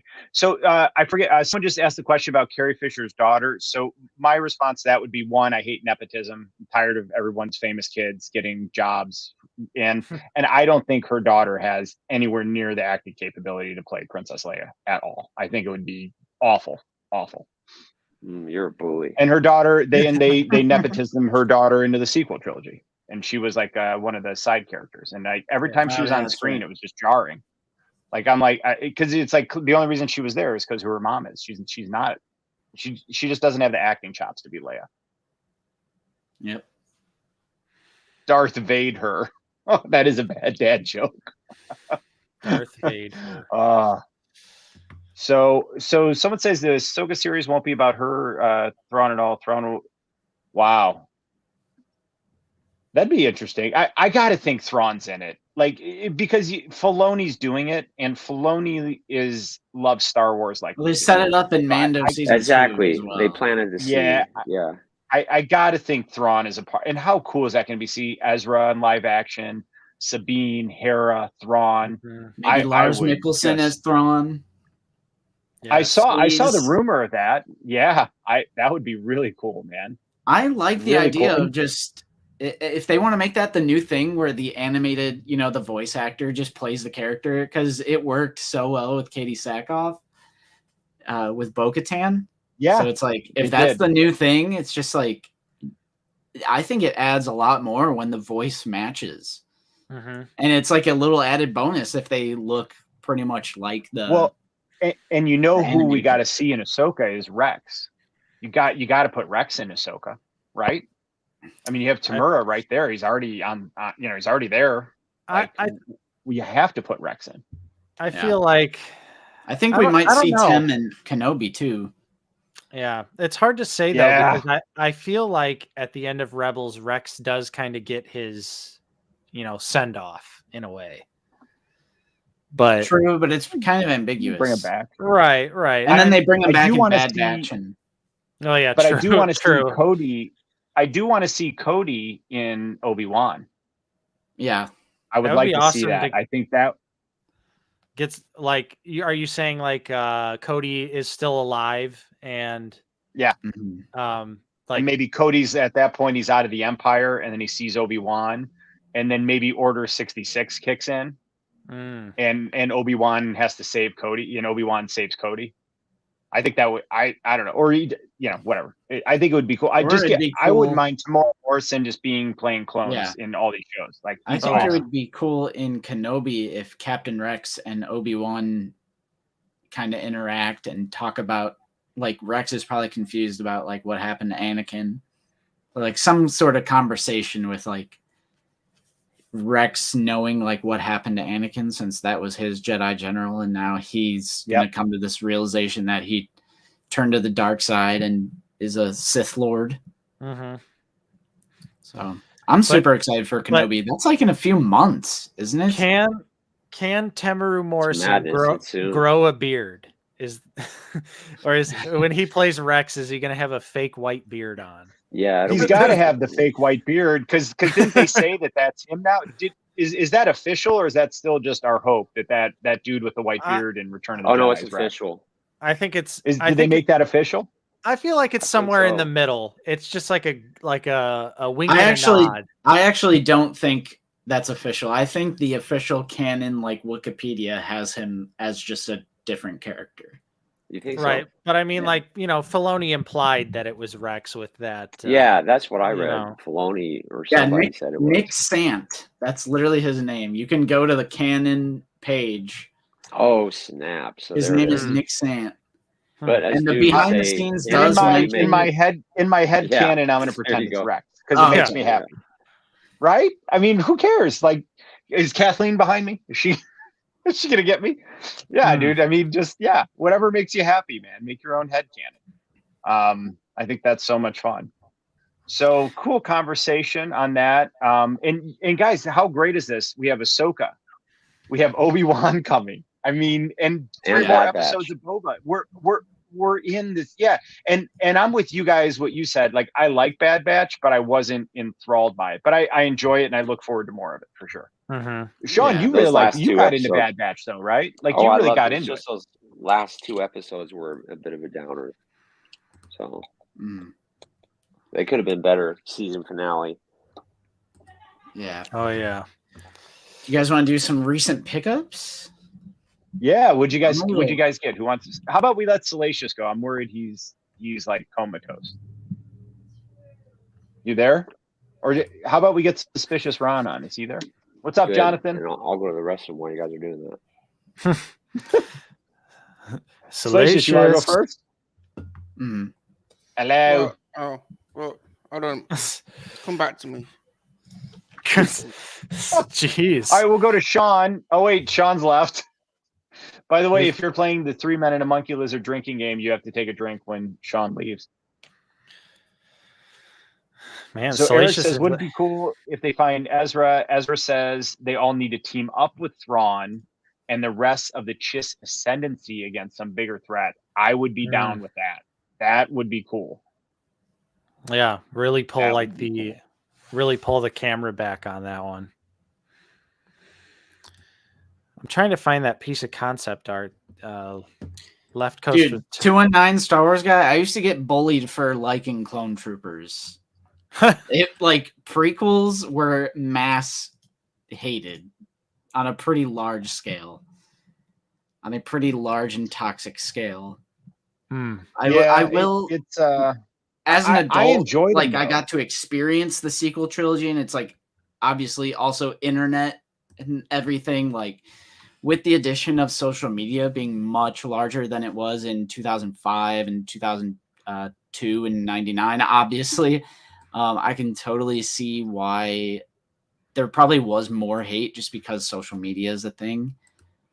But I stand by the prequels were very much so hated on when I was growing up. Oh no, they really were people, but I think that was, again, man, hate breeds hate. You know what I mean? And I think that it was cool to hate on them. But what Jonathan makes a good point is that part of the issue with the prequels was some of the dialogue and the execution and the pacing, but the arc and the story was really good. And I think that's he's spot on. The story of the sequels it's just a mess, right? It's a hot mess. So I think that's why that the sequel trilogy won't age well compared to the prequel trilogy, because the story is not interesting or satisfying. And at least, again, Attack of the Clones really was, iffy. And I understand the stuff with Jar Jar, with Phantom Menace, and maybe it didn't meet expectations, but Revenge of the Sith is an amazing movie. And so it ended on such a strong high note with Anakin and Vader fighting like that. And to see that, the creation of Vader, there was no joy or nothing interesting at the end of the sequel trilogy like that at all. Like holding your two lightsabers together and then you kill Palpatine's clone. It did absolutely nothing for me. Right. Yeah. And it's so corporate. I don't know how to explain it. To me, it seems like a Marvel movie, which I don't mean to go down the MCU rabbit hole. Do not insult Marvel like that. I love Marvel movies. Oh, dude, they're the same movie. Literally, I am all the Jedi. I am Iron Man. Snap. It's literally the same. It's almost jarring how similar. They're because the MCU vastly corporate films in the sense that you can stick any director to direct an MCU film and they're all going to be the same cookie cutter nonsense. That's literally what the sequel trilogy was as well. Yeah, but at least the MCU stories are interesting and you care about the characters and there's a plan in place. Where with the sequel trilogy, it's like somebody had an Etch-a-Sketch out and they're like, okay, here's the story. Oh yeah, you know what I mean? Totally. Yeah. By the way, have you guys was seen planned out beautifully for sure. Right. Have you guys seen Spidey No Way Home? Yeah. To me, that movie transcends comic book movies. I think that movie's exceptional. It's more than just an MCU comic book movie. I love that movie so much. I liked it because I don't hold Marvel nearly in the regard as I do Star Wars. So when it comes to just fan service and thing that I went to the movie for, I don't know if you feel about spoilers. It's been a pretty long time, but yeah, we're 6 weeks out. Spoiler alert. Spoiler alert. I purchased my ticket to see Toby wear the suit again, and I got what I want. So I feel like I just can't hate on it because it did exactly what I wanted it to do, which is give me that goo goo gaga globby Spidey webs. Give me all the fan service you possibly could, just because I don't hold it in that regard. Because I also hate egregious Star Wars fan service because I'm that just feels cheap. But when it came to something like that, I was just go for it. Go balls to the wall, bring every damn villain under the sun every Spider-Man, like just go absolutely nuts. So yeah, it did do what I wanted it to do. So it was also the first MCU Spider-Man movie that actually felt like Spider-Man. So that was good. Yes. Yes, that's true. That's fair. It didn't feel like Spider-Man gets bailed out by character X when he gets into a situation that's a little much for him. So yeah, I still think though the movie, honestly, to me, maybe I'll watch it one more time, but like, yeah, the seeing all three Spider-Men together and everything was super dope. Loved it, but I'm like, that was pretty much my enjoyment I really got out of the movie was just that. Mm-hmm. Yeah. Yeah. I've seen Spider-Man 3 times. Love it, man. Probably dude, my favorite. I think that's my favorite MCU movie now. I really do. I love that movie so much, man. I was blown away by it. It had everything you wanted. Oh yeah, true. Love Willem. Dude. Wish, how good was he? Yeah, I wish we would have got more of Willem in the movie. I feel like they really underutilized him. I mean, I'm always down for more Willem. Like, I mean, I kind of feel like I think that Norman Osborn, Green Goblin, is a more interesting character than Doc Ock, Otto Octavius. So I kind of wish. I mean, obviously, I think Doc Ock is a little bit more of a ambiguous. Is he a villain? Is he not? But so I understand why he was like the main villain in a way. But I kind of would have liked it. But the other thing too is, remember at the end of the movie, he reconciled with Peter, right? And then helped Peter at the end. So there was more of that connection at the end there with it. But I agree. The two of them, seeing them back, I thought they were masterful performances. Yeah. I thought it was really touching, man. Because the whole premise of the way they integrated great power, or with great power comes great responsibility. I thought that was the best integration of that out of the 3 Spidey movies. Like in that moment, I was literally like, holy shit, they just did that. Like I was choked up watching that scene, man. Like they nailed that. And then at the end of the movie, when he was about to kill him, and then Toby steps in, like, that was just masterful storytelling. Because at that point, I was with Spidey. I wanted him to kill him. You know what I mean? Because if someone does that to your mom, like, what do you want? Justice, right? Like with your own bare hands. And if you had that much power, I would have done. That's what I would have done in that moment. I'd be like Vader on Tatooine with the Tuscans. I would have done the same exact thing in that moment. You know what I mean? So they were so cathartic. And then when Toby came in, it was like it just blew me away, man. Yeah. It was such. I like that moment as well. I like the idea of Toby kind of feeling almost kind of fatherly. Sorry. Toby almost filling kind of that fatherly role. And like when he finishes the great responsibility line, I was like, Toby. And then when he stops the glider, there's no dialogue, which I think was a good choice. Right. Because on his face, he's basically saying like, that's not who we are. Yes. So I actually, I love it. Yeah, and he's like, I've been stabbed plenty of times. Yeah, it's like, I'll be fine. I've been stabbed. At first, I thought they were going to kill him, and I was like, please no. Like, that's please what they did. Don't they went do and this did to a me. reshoot where he lives because he did die originally. Oh, dude, I'm so glad they did that. I haven't seen Spider-Man yet. Oh, you guys are crazy. What's wrong with you? Dude just seen it last week. He's trying to pretend like he's a super fan. Super awesome geek show. Just to address your comment real quick, didn't think that was fan service. Half of what people call fan service isn't fan service. Makes perfect sense for the story. So the one thing I would say to that is if the whole botched spell thing brought out of the infinite amount of Peter Parkers, it just so happens to be the one where we the audience know them from 2 other movies. That's like, once you really start to logically think about, which you shouldn't do. You should never in a million years think like go that deep into a Marvel movie. But you know what I'm saying? Like if there's an infinite amount of Peter Parkers, right? And it's just like, it's the 2 that we know from previous films. in universe, they don't know. Oh, they're from the other Spider-Man movies. You know what I'm saying? So, right. That's what I mean. But it's, you know what? To me, it was such a cool way to bring them all in and bring the three, because it makes sense, because now we're in a multiverse, right? So, but think about it. It acknowledges the multiverse and that they're all part of it and they're different Peters. Man, it was cool to see that again, man. It really was, like, to see all three of them. And the best was when they did the pointing meme. Sounds really good.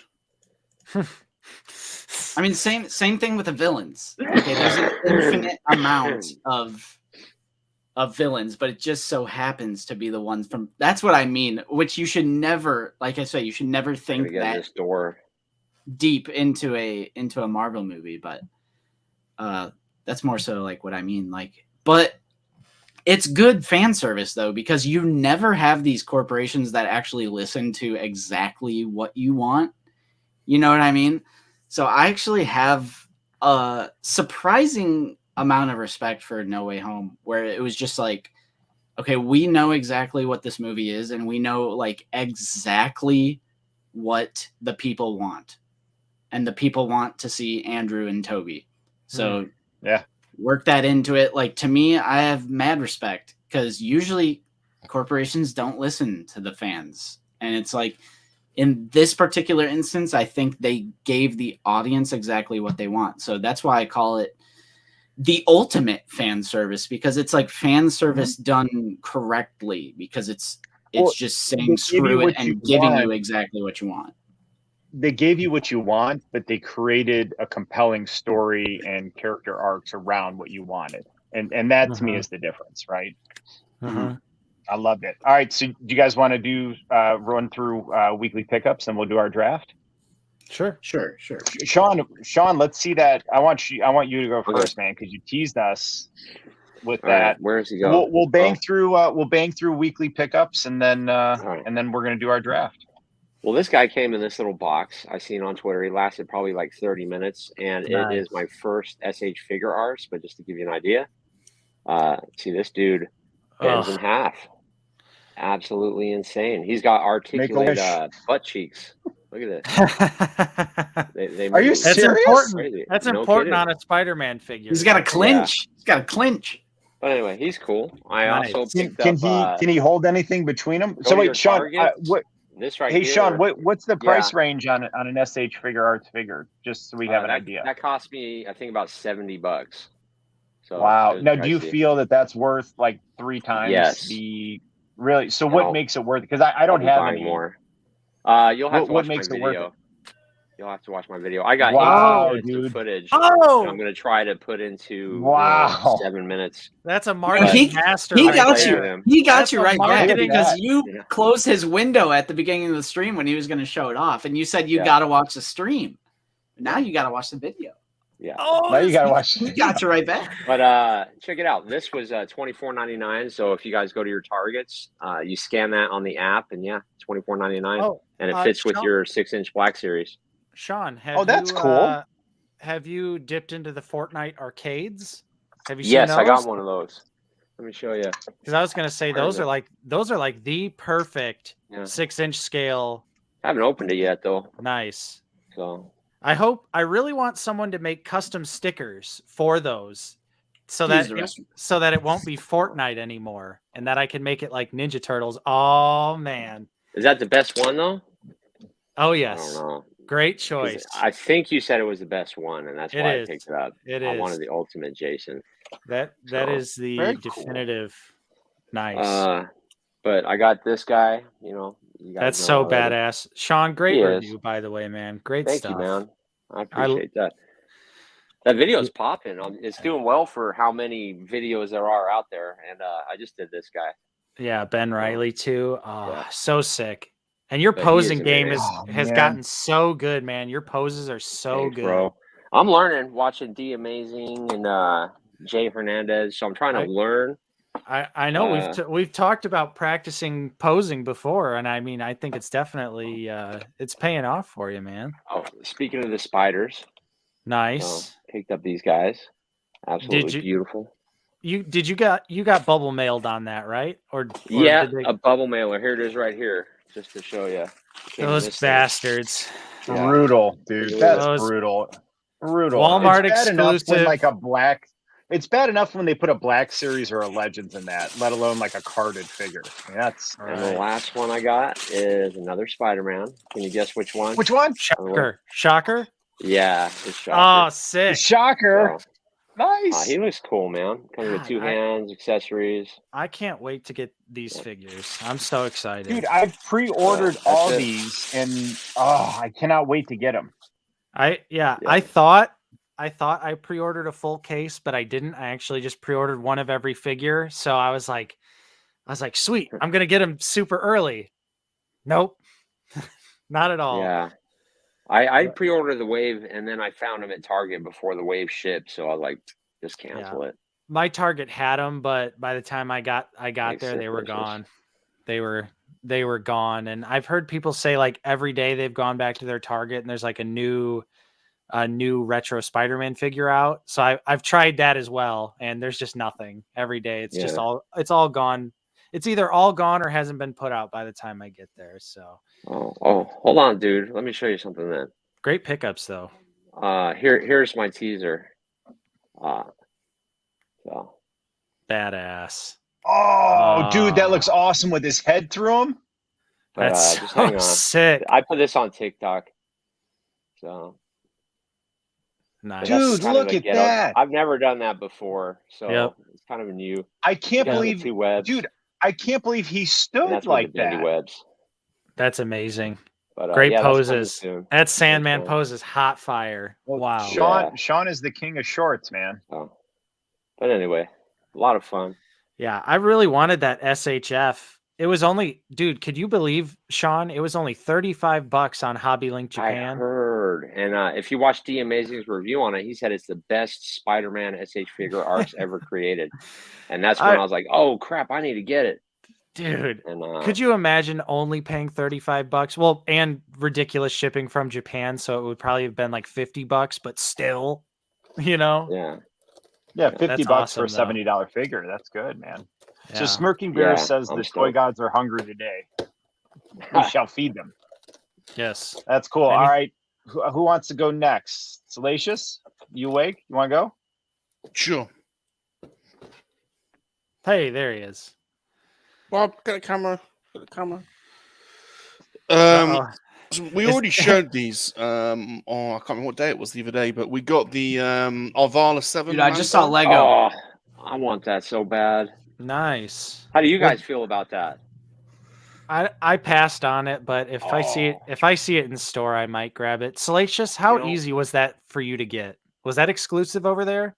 It was. I think this was Hasbro Pulse, and over here, Hasbro Pulse. It's you get it within 2 days of ordering it. It's incredible. I don't think it's been up for pre-order yet over here. No, it hasn't. The season 1 Pram also really nice inclusion there. Accurately painted. Handgun disintegration rifle. And that has the new like technology with the paint. It's supposed to be like a 3D sort of texture. Yeah. Right. It does look more textured. Really? Oh, cool. Yeah. It is. Yeah, that they mentioned it very briefly in a live stream. They just threw it out that it was a new painting technology they were using, and then no mention of it ever again. It looks so cool. See, it's just the principality of I already have two Mando figures, and then they just keep re-releasing them. I mean, it's kind of like, am I going to end up with 8 Mando figures? You know what I mean? Eric, like, now that I'm seeing this, I kind of want it. But Eric does bring up a great point though. No vibro knife. No vibro knife. That does suck, huh? True. Yeah. That's true. Yeah. That's like the moment. You know, he's holding up the vibro knife. Yeah. Like he's holding the vibro knife like that, and they didn't give it to him. Just that the child though. Yeah, exactly. With his eyes closed, look. Yeah. That could almost like double in front of like the incinerator trooper too.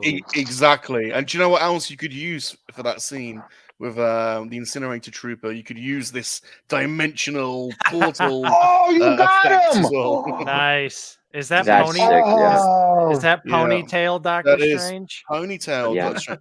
channeling the Sith, man. He's so Sithy. That's a badass costume. That's Sam Raimi right there. So he's going to be. My prediction is that is a variant Strange, and they're going to have a Council of Stranges, like they do in the comics. Strangers, and it's going to be awesome. Yeah. What's up, Steve-O? Hey, Steve-O. Hey, Steve-O. Love this outfit. Dude, that figure and that effect looks amazing. Yeah, that's awesome. Doesn't it look like a Star Wars type outfit? You know, with the it kind of reminds me of Spider-Man.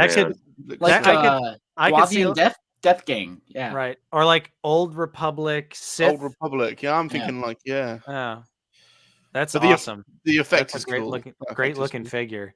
I don't even collect. That almost looks MCU like it could Marvel be Legends. like an Inquisitor. Yeah. Like seriously, that could be like a badass Inquisitor outfit, dude.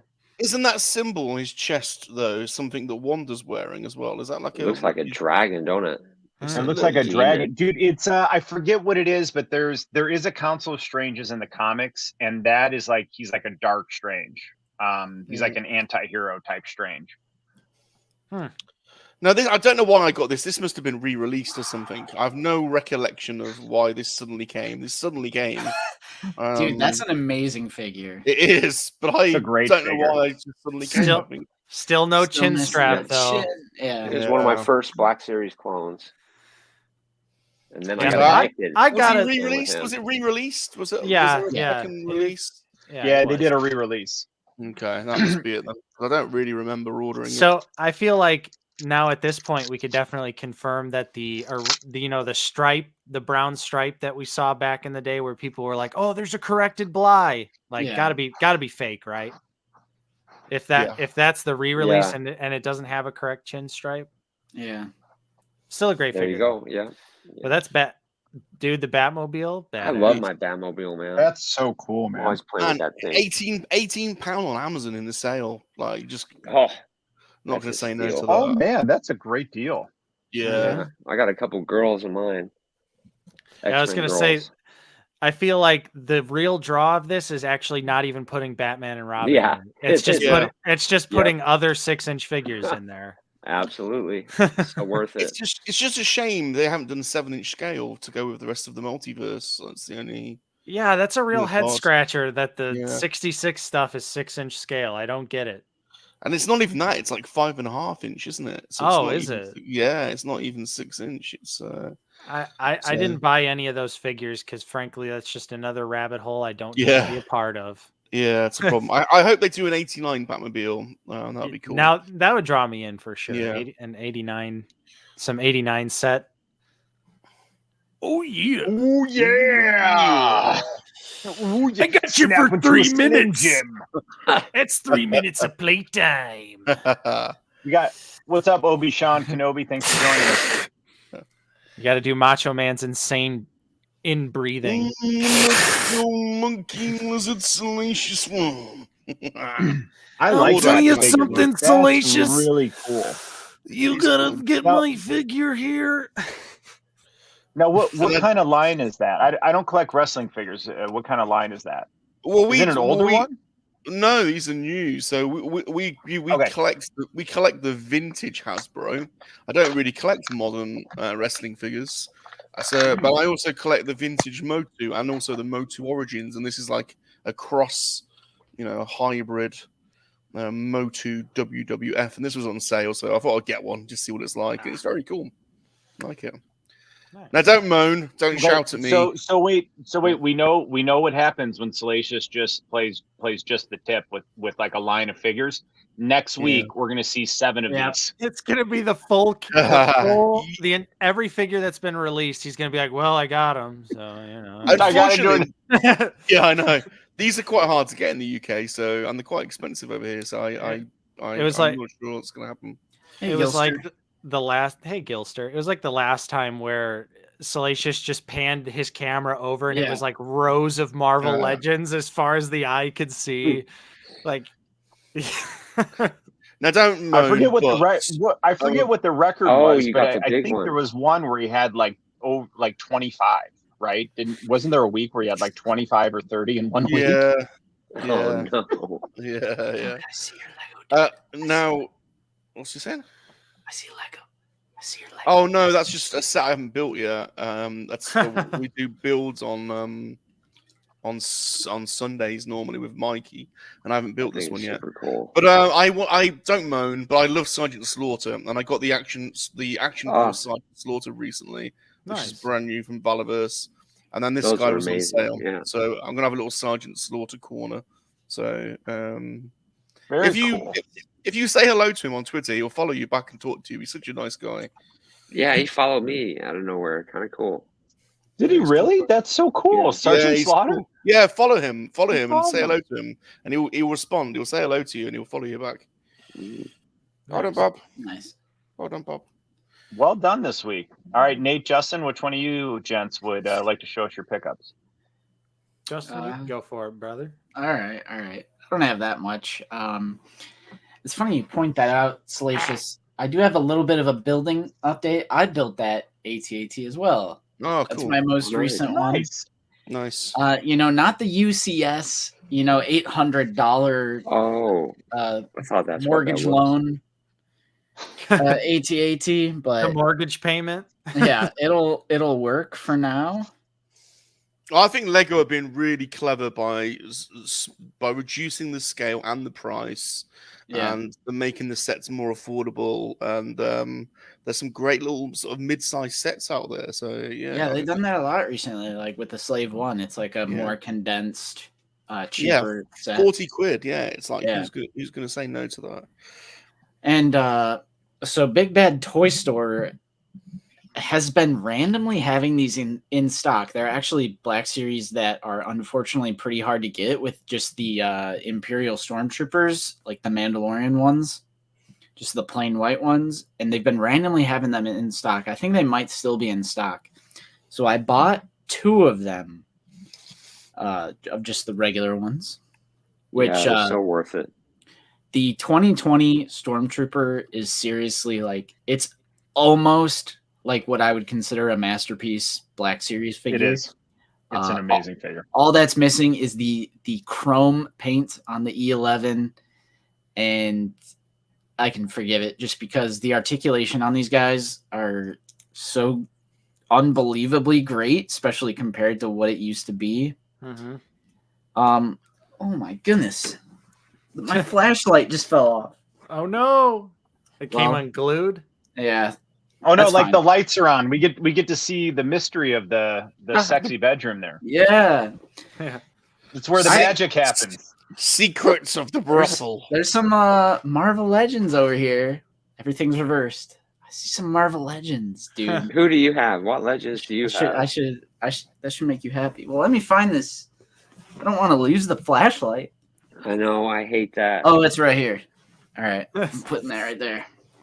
But something interesting about these, I got 2 of them, and so now I have 6 total regular Stormtroopers, like 5 or 6. And for the first time, I actually got hit by the Hasbro QC issues with the brow, like the black line on the helmet. Yeah, I've seen pictures of that. It was the people's eyebrow, if you will. And where it's like instead of one consistent paint app, for some reason it's 2 different paint apps, and sometimes one will go a little bit higher than the other one. Mm-hmm.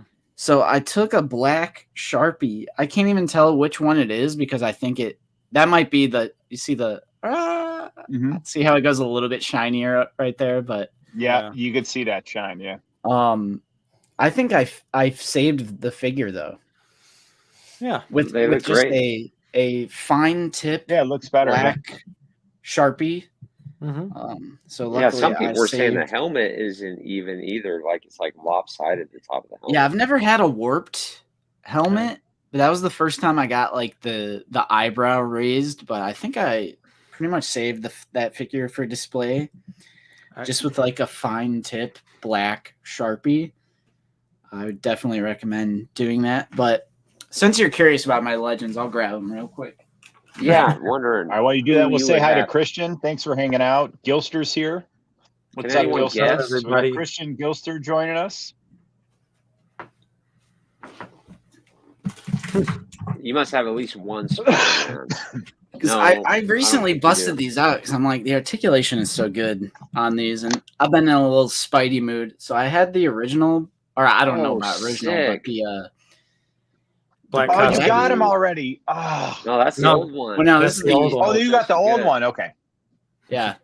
So I was gonna ask you guys because I literally have 4 Marvel Legends. I have no knowledge, but what is so great about like the new one? Like, how is the new one? Is it like a different design or? It's just a waist cut and a drop down leg, from what I understand. Yeah, better. I don't have it yet, so I don't know. Like, so on the retro Spidey, you've got a articulation break right here. That's the best one. And then you also have a lower one, so you can get ab crunch. You can get a really much better crunch than Pizza Spidey. Also, the neck has like this little cutout piece in the back, so you can really tilt the head far for some swinging poses. I regret the only thing that prevents that. The only thing that prevents that from being perfect are the red pins you could see like under his arms and stuff. Like if they would have cleaned that up, but that is the best Spidey figure. I think that's the definitive Spidey figure for sure. And which one's that the Ben Reilly one? This is the normal. This is the normal retro, but I have the Pizza Spidey head on it, so it's head swapped. It looks so cool with that head. Pizza Spidey. Sean, what do you reckon? Better. What do you reckon What do you reckon the best Spider-Man is, Sean? I like the black costume Spider-Man, but I grew up with that. When I first moved from England to America, and I went into 7-Eleven, I picked up Web's Spider-Man #1 actually, and he was wearing the black costume. And ever since then, I've been a fan. Which sucked because I wanted to see the red suit Spider-Man, and you couldn't buy it anywhere. A comic book, everything was black suit Spider-Man back then. But yeah, that's why it's my favorite. But I also have Venom. Yeah, that's another classic one. All of that's a great figure, dude. Yeah, I like that one. Justin's Legends. Look at the green on the tongue, man. That's so cool. That's sick. Yeah, because I used to actually be really, really big into Marvel and the MCU. I still love Spider-Man. Spider-Man's like my bread and butter. Like with the Raimi trilogy and everything, but yeah, I also have the original Pizza Spidey. Ooh, that's a great one. Spider-Man, that head is cool. I need a Pizza Spider-Man in my life. Yeah, Pizza Spidey was so good for so long. Yeah, like I think the new retro figure is definitely better, but Pizza Spidey's always going to have a special place in my heart. Yep. Oh yeah. And then, hey guys, look who's here! Our good buddy Nate. What's up? Yo, how's it going? Yeah. All right. Last Marvel Legend for me. I love Netflix Daredevil, so I also have a Netflix. Oh yeah. Oh, that's a good one. Yeah, I like that design. That was one of my. He's a good lawyer. He's a very good lawyer. True. That was another hype moment. Yeah, true. That was one of the best parts of Spidey. That was really cool. Yeah. Sorry, Left Coast. What did you say? I said sorry because we just blurted spoilers about Spider-Man. Yeah, all right. I used to be big into Marvel Legends. I used to have a bunch. I sold them. I sold a bunch of them though. Yeah.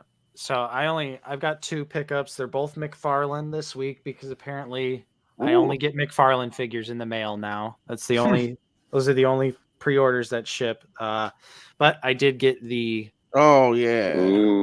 this is that's one of the free cool. from the free. Is that from the free Jokers? Yeah. So this is from 3 Jokers. This is the Clown Joker. Yeah. It's good. And of course, it's not going to focus.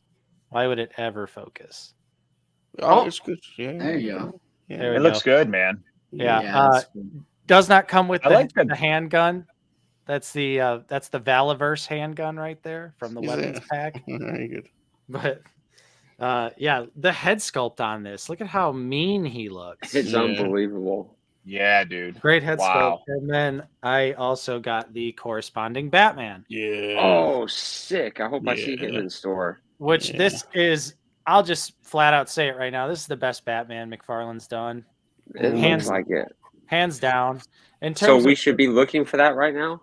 Yeah, these figures are hitting now. But it looks like the Hush Batman, but a cheap version, and that's what I want.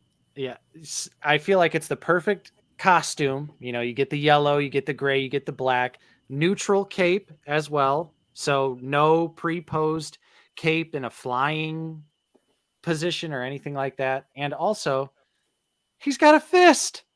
Sweet. This is one of the only Batman McFarlane figures that has a fist. Wait. They make Batman figures without fists? So cool, man. Yes, they just have like, you know, open grip hand or something like that. So, but it's Batman. He punches people constantly.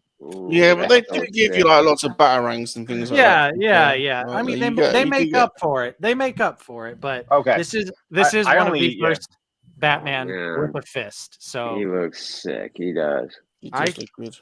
I think. I mean, obviously, of course, you know, it's 7-inch scale, so it's not gonna fit with your Marvel figure. It looks cool though. Yeah, it still look cool. Yeah, I think though for $20, this is easily one of the best Batman you can get your hands on right now. I want the Swamp Thing next. The Swamp Thing. I want that one. I did pick that up last week. Yeah. Okay. Here's wow. What a cool figure. There's 2 versions, isn't there, Nate? Yeah. There's 2 versions. Hold on. You got the other one. Oh yeah. Here we go. You got the other one. Okay. There you go. Oh man. So Nate is all in officially. This is the GameStop version with the horns on his head. That's the one I'm gonna get, I think. That's Treebeard. Yeah. Shut up, Justin. How dare you? And then this is the normal one, but I got the Chase variant, the McFarlane Platinum edition. I want that one. I want that, but not the Chase. The green, cool. I want the green version of that. So there's 3 of them. There's 3 of them then. Yeah, I have a non-Chase variant version of this figure coming, but dang, that's the one. That's the one, I reckon. I mean, Justin, you know me. How many Swamp Thing figures do I have? I couldn't even tell you. I have many Swamp Thing figures. It's one of my favorite heroes. So I love the new McFarlane figure, and I was super happy that I got the Chase variant because then I was like, sweet, now I could buy the 3rd one and get the green variant. Badass. But, Nate, did you get Darkseid and Steppenwolf? I have Darkseid. I didn't get Steppenwolf because I think Darkseid just looks comic booky, so he can kind of fit in, whereas I feel like Steppenwolf kind of has like a more movie look to him. I should say I got the Darkseid with armor, the exclusive one. Yeah. I just pre-ordered all of the new Batman figures and the bike. Have you seen it? Have you seen the bike? Oh yeah, I'm all in on those too. That P-head one though. Did you get no, not that one. Not that one. That's terrific. I did Batman, Catwoman, Riddler, and the Bat-Cycle. What's the P-head one then? What's the P-head? They're saying it's going to be 3 hours long. I don't know if somebody can pull a picture up of that P-head, but it's Drifter Bruce Wayne, and it's just a terrible looking figure. It's a terrible looking figure. The bike looks good though. I hope they do a car, man. The car looks amazing. Yeah, 3 hours they say. Credits. I might get the car in Lego. The car looks good. Yeah. There you go. Add Danny Trejo to the HasLab. Yep. So all right, dude. Is it for me? My turn. All right, guys. So I'm finally get to catch up to all of you who've had these figures for like a month and a half, but we got Miggs Mayfield finally. Hey, I don't have it. I don't know if that the week. You guys don't? Okay, Nate has it. Yep, I got next wave. I got Miggs Mayfield. I've got the wave. No, still waiting. We got Wanga. The Puta. Very happy to have him. I want the I'm really excited. I'm really excited to open this dude up. I'm very excited to open this up. One of my favorites. So cool. Yeah, Still have not opened that one. Is it just me, or dude, hold it back up? Is it just me, or is the Stormtrooper's cock piece that got more pronounced over the years? That's a Wakanda one. He's got a big junk for his armor. He's a shower, and then a big junk. And then I'm really happy to have our princess with Chewie's medal. I love doing that review. Nobody's watched it. Look at that face sculpt. Yeah. Nice. Beautiful figure, man. And then I did get one other figure this week, and hang on, I'm gonna give you a little intro for it. Wait, hang on, let me get it. I got technical difficulties here. Okay, so 1 second, and I'm gonna push you back, and then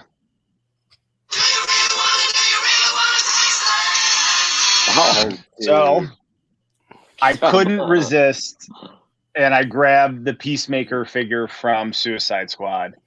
So I did get the helmet one because there were two versions. There was one with and without a helmet, and the head sculpt on it looked just awful. McFarlane struggles with human faces. Yeah, they struggle. Do they? Okay. This is only my second McFarlane figure. I have the Gal Gadot Wonder Woman, which can't stand in any way, shape, or form at all. But it's a nice looking figure. But you gotta get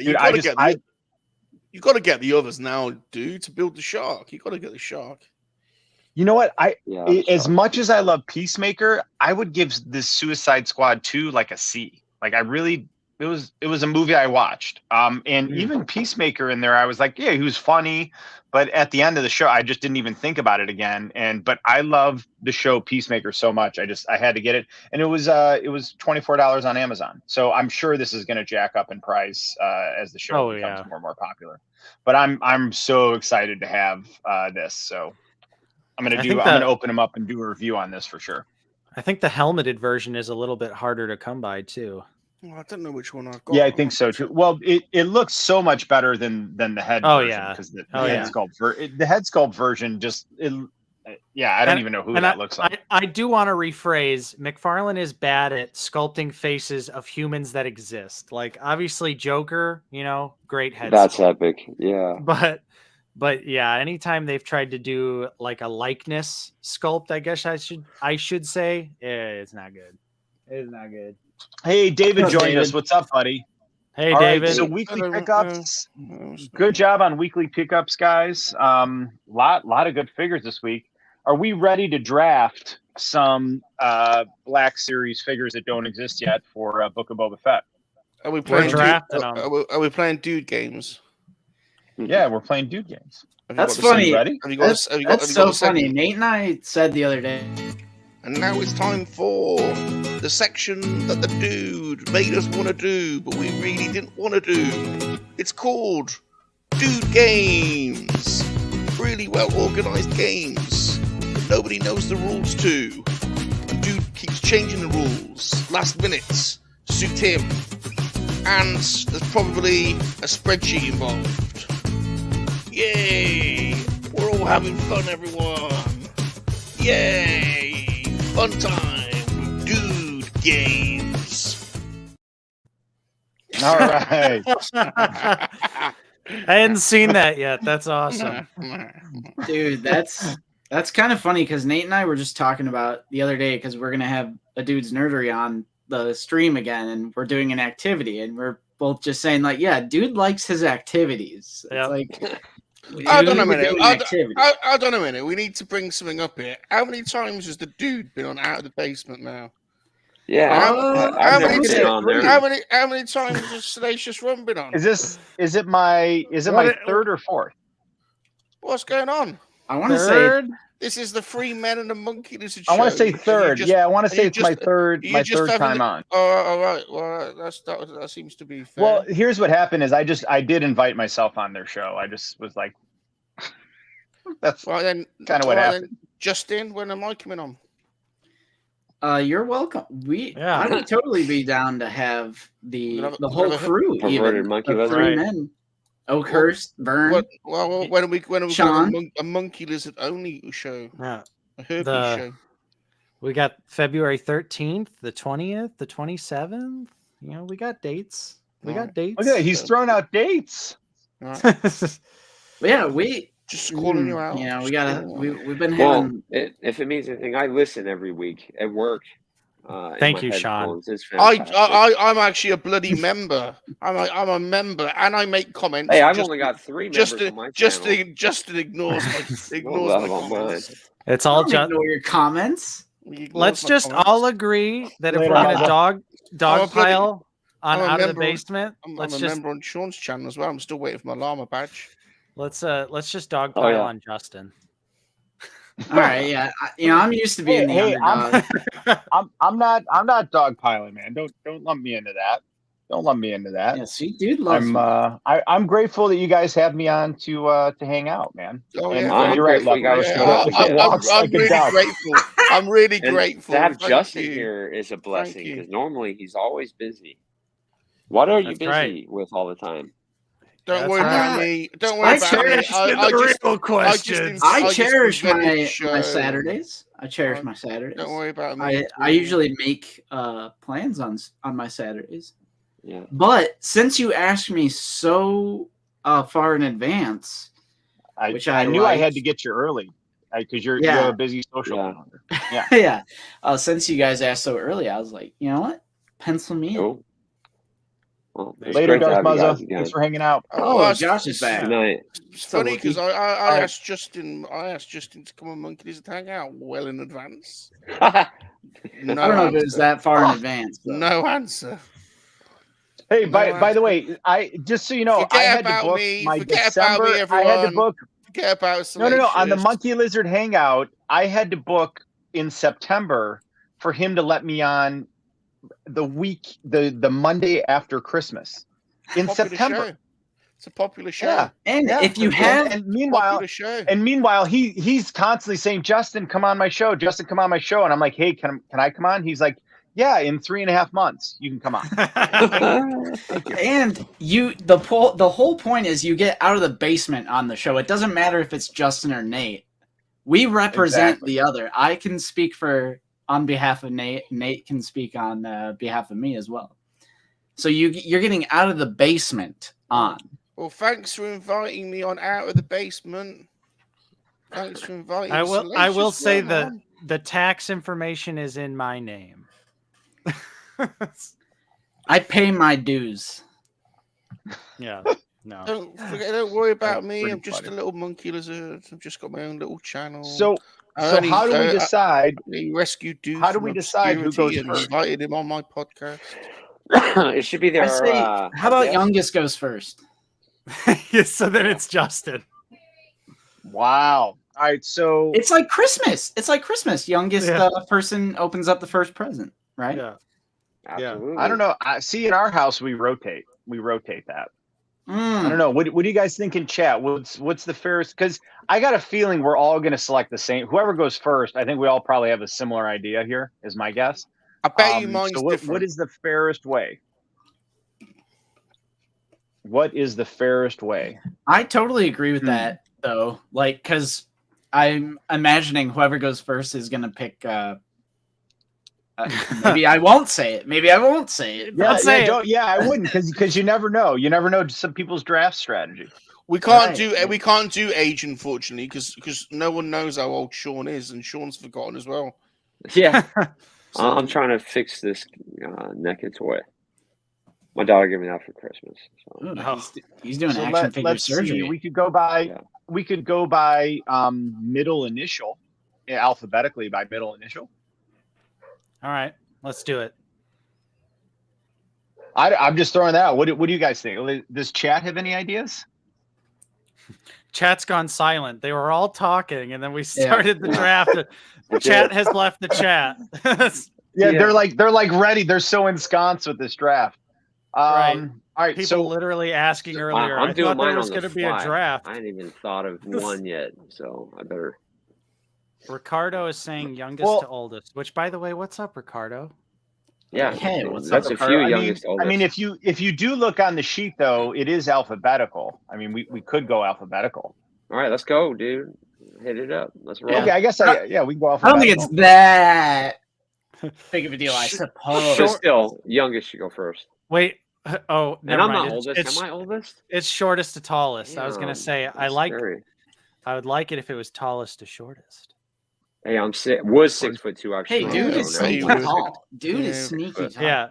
Yeah. Dude, we had some dude's legs yet. I am 6'4", so we can go tallest to shortest. But are we gonna get your legs? Are we gonna see any legs? We haven't seen any leg action today. I know. It's not been the same kind of show. No legs, no show. So, dude, are you sitting down? Are you sitting down right now, or are you like crouched Where are the over? legs? Where are the legs? People No, Are I'm sitting on like a bar stool right now. Yeah, Okay, bar stool okay. chair. no Okay. leg, the no Russian leg rock, fun. rock paper scissors. No leg fun. Third leg to Oh, is there No a leg Russian? modeling. So No this llama is tough. riding. We're all in a standoff here about how to do this. What about chat? Does chat have a good one? As longest. I'm not reading that out loud. Says Sean first. Aaron says Sean's first. He had the cool Wonder Woman just now. Yeah, there you go. Yeah, but Sean truly never gets to go first. Never. Aaron, you would be saying that. You would be saying that, All Aaron, right. if you saw him. You saw him rubbing his My hands first all is over her Fat boobies. Boba Fett. Okay. All right, is that all right? We're gonna let Sean go. Subscriber count. How about that? Well, then I'm definitely last if it's subscribed. That's not even fair. Yeah. How about I'm last with like a bullet. Like it's not even close. Let's do Sean, and then we'll do Salacious, and then we'll do me, and then Justin, and then Dude. We'll just do it reverse order. Oh, see, I was thinking we go Sean to me, and then how about David kind of go around, and then with Snake guest first. I think. It should be guest or youngest. but really, if it's your fourth time here, are you a guest or are you really just part of the tribe at this point? Right? Why do we do it on how many times? Why do we do it on how many times you've been on the Out of the Basement show? Oh no! How many times you've been invited on the How many times you've been invited? This is all I have. Yeah. We'll come on the Three Men and a Monkey Lizard show, and then we'll just invite the Dude all the time. Yeah. Don't worry about the others. They're not. Even though Salacious invented the show. You know what? Why don't we get? He's a we monkey can have.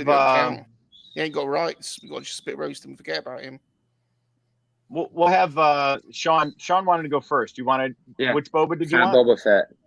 Fat Boba Fett. Well, we'll say chubby Boba Fett, so people won't get offended. But which one's that? Which one do you mean?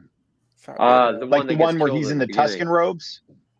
No, not Boba Fett. Did I say Boba Fett? Yeah, he means Fat Bib. He wants Fat Bib. Yeah, Fat Bib. Yeah, Fat Bib. He wants Fat Bib. Oh, you want Fat Bib? I'm an old man. Yeah. Well, isn't that technically from Mando season 2? He was in the last episode. Well, he was part of the flashback. Mm-hmm. Every time I think I gotcha, it gets me right back. Well, I can pick another one if you want to disqualify him. No, that's a no. He was in a flashback. Okay, let's take him back. Right, actually, I want Hammerhead, the Hammerhead dude, so bad, man, with the voice box. All right, you want Hammerhead? All right, yeah, for sure. Moman Shaiz. Yeah, Mach Shaiz. Moman, that's the other. All right, so then we'll so as tradition, we go left to right, and then we will do that. So man. This is tough because Hold on, what the hell is tradition? As long as we always go. What the hell? We do. We always go. We start. You go left to right. You go left to right. Then you go right to left. Then you snake back around, and then we go and we snake back. Right. So now. So it's kind of like, since we're all the way here, the furthest right you go then goes right back to me. Because otherwise we'd be going left. I told you, just making up the rules. He's making up the rules. All right, so I'm gonna go. Man, this is tough. This is really tough. I am debating between two figures here. And by the way, we can make trades. We really can't wait to hear you speak. We really can't wait to hear you. Go on, dude. I love you. Oh, this is tough. Because I know whichever one. We have no idea what you think about anything. What did you talk? All right, I'm gonna go in the chat. Hey, Matt. What's up, Matt? I'm gonna go. Well, maybe I'll go. Wait, I'm debating. I know neither of them going to be here when it comes back, so this is the hard thing. And get that Jeopardy music playing. He's been like this ever since I picked Top Gun as my number one. Now he just cheats. Time I picked Top Gun, he hasn't been the same since. Look, just cheats now, just to try and. All right, I'm taking the Rancor with my first pick. All right. Oh Oh man. I'm gonna make it interesting. I'm not gonna choose Black Chrysanthemum. Funny how I'm last. Oh, there's another epic one. I can't believe I'm not thinking of these. I'm gonna take a unique approach, and I'm gonna try and choose all of my picks. Have them be Book of Boba Fett figures, but they could also be stand-ins for something else. So I am actually gonna choose 8D8, who is the kind of the translator droid for Boba Fett, because that could also double as a Return of the Jedi figure. He's the torture droid. Very cool.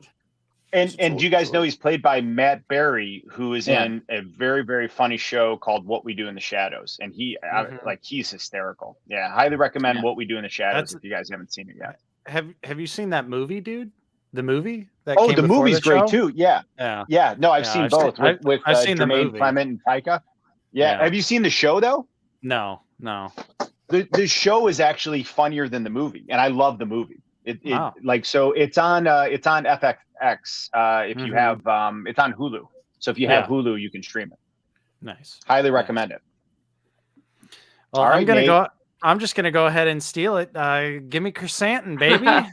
Yeah, I knew it. See, I knew it. Okay, Chrysanthemum was my number one pick, to be fair, on my list I have written out. Of course, would be a no-brainer. Should be a brand new figure, though. I will literally riot. Oh, we got Vern's. Oh, it's got to be a new sculpt. So Vern is going to get the male escort Twi'lek from the box. Nice.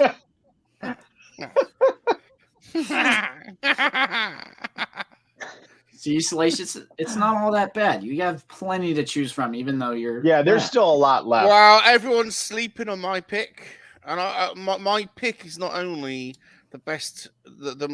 My prediction is that my pick is going to be the next big star from Star Wars. He's going to absolutely blow up. And I think people are sleeping on it, because I think he's absolutely smashed it. He was so funny, and I think some people missed him. I think some people missed him, and I think he's going to be massive in the shops. He's going to be huge. He's going to be absolutely massive. People are sleeping on him. Huge. You going to share it with us? Yes, my number one pick, and mark my words, this guy he's going places. People have missed him. He's gonna blow up figures, merch, the whole lot. The LEP service droid, aka the Rat Catcher. Nice. Great choice. Yeah, he's gonna be. Yeah, that guy's he's gonna be massive. I bet you he's gonna be massive. It's gonna be huge. People are sleeping. And Salacious, since it's you get to go again, since it's a snake draft. Okay. Wait, what? Yeah. It's a snake. So Salacious goes, and then we go back left. See, let's see what happens. Yeah. We always do a snake draft. Always. I'm having the Tuscan Warrior. It's tradition. Also, Sleeping Collectibles is here. What's up, Sleeping? I'm having the Tuscan Warrior. What's going on? Which one? They're all warriors. The female one? The warrior. The female. There's only one warrior. All right. And then what do you guys think for Vern? What's a good Vern one? Maybe the conductor of the train. Oh, no, that's too good for him. Oh, it's too good? Yeah, that's a cool figure. That is too good of one. Yeah, that thing was awesome. With like the hands. Yeah. All right. Yeah, that was definitely too. Oh, I got one. How about the least interesting of the scooter gang that wiped out and fell on the floor and couldn't even complete the chase? Or the one that had his arm ripped off. The one that had his arm ripped off. What do you guys think?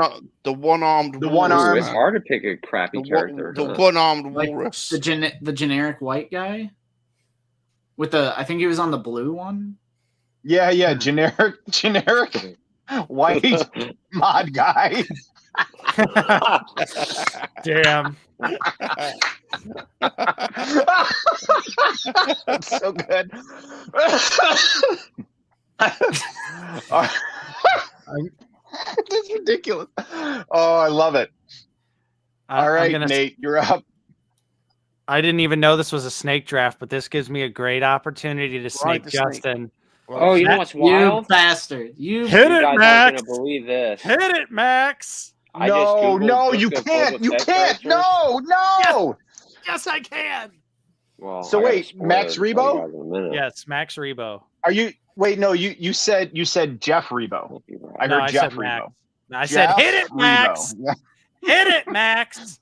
Damn you! I thought he was going to come back to me. I'm going to give you an exclamation point. You see that poster? Nice job, man. All right.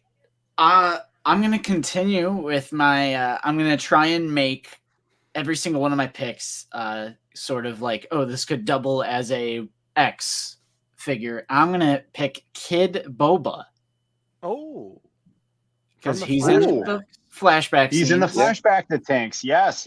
And he can double as obviously. Should I just put Camino Boba? Would that be fair? Camino Boba? Yeah, sure. Mm-hmm.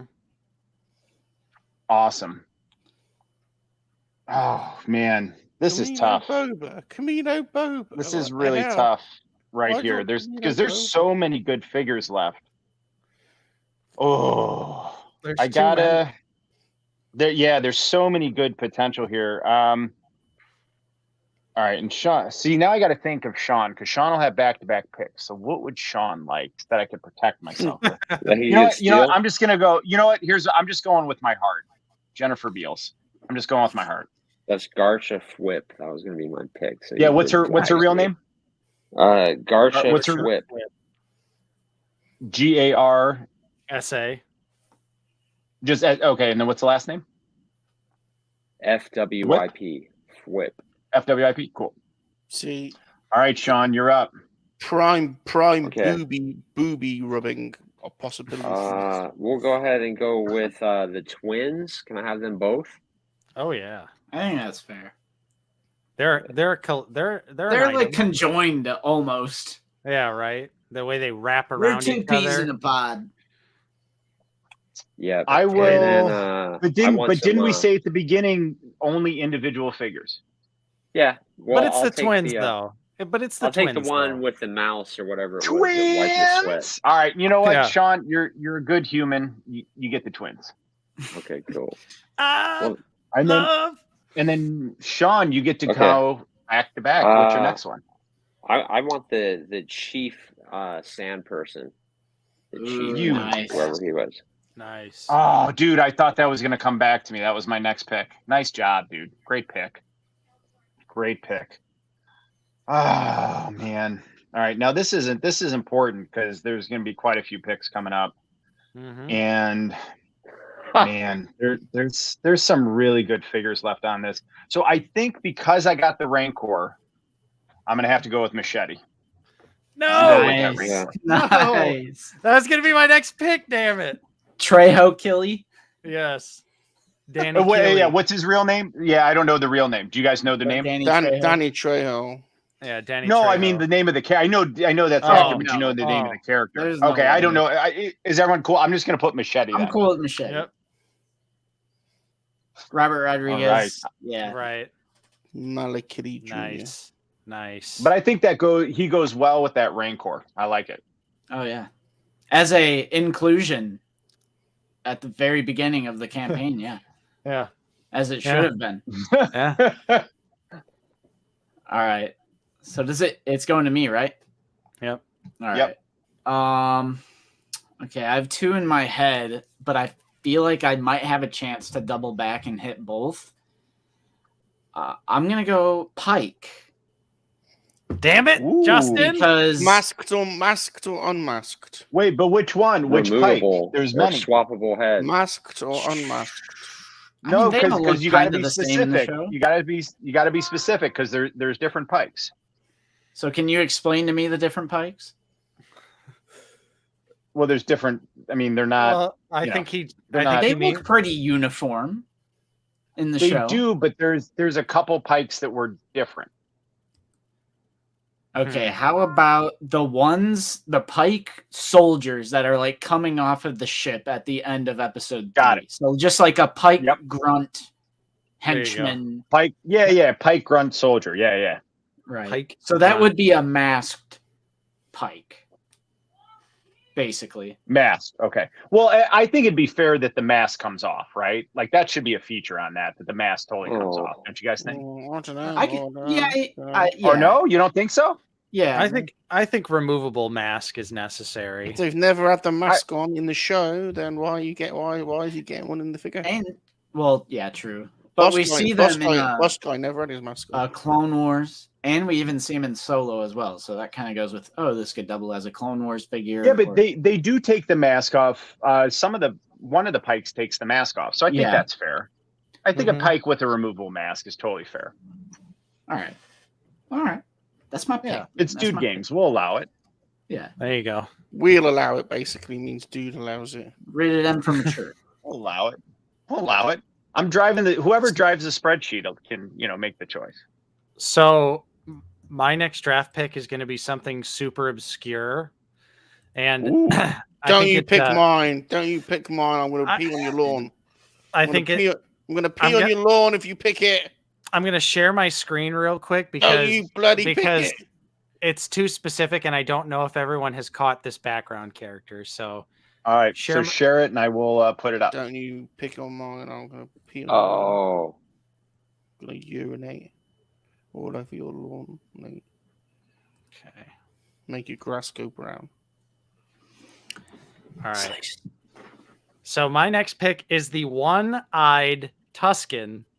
Oh, that's in the background of very nice pick, dude. Pirate Tusken, yeah. Several shots. It's a blink and you miss it, but there's a one-eyed Tusken, and I just caught it out of the corner of my eye watching one of the episodes. Yeah. And whoa. And I absolutely love random background characters like that because instantly I'm like, why is he only got one eye? What happened? So I'll just put one-eyed Tusken. That fair? Yeah. That's what I would describe it as, one-eyed Tusken. But no, I like it, and that's what's so cool about this show is like there's so many characters that come in a frame that would make cool figures, man. I love the world building. Yeah. I like this better than I don't know if I like it better than the Mandalorian, but I enjoy, like you said, the world building more because the Mandalorian, they were either in the desert and it was just him and Quill. The scenes wasn't very city like. So I'm just loving it, man. I'm loving it. Because I can watch Mando 3 times in a row and then I'd be done. I wouldn't need to see it again. But Book of Boba Fett, I feel like I could watch it again tonight even. It's just crazy. I've watched every episode 3 times. And Sean, I could watch all 4 of them in a row tonight. Totally. Yeah. When Mrs. Dude goes to bed, I would totally watch them. Yeah. Like I said, you ought to watch the one with where Peacemaker. Where they blow up the Razor Crest. Watch that episode. Oh, man. It is so sick because it ties right in with the episode we just watched. Yeah. It's like Sean, I think you made such a good point on that. I kind of want to do that now because I didn't I kind of want to watch that chronologically and slip Mando in to see how that works. I'm actually really interested. Masterpiece, man. Because now we've seen the character development of Boba, and I want to watch him in Mando now to see how that. You know what I mean? How, like you're saying, that you can really see the character development, and they did it, they executed it well. So I'm excited. Yeah, I just googled Book of Boba Fett characters, and it might be spoilers, man, but it's saying Dengar, Aura Singh, all kinds of weird stuff.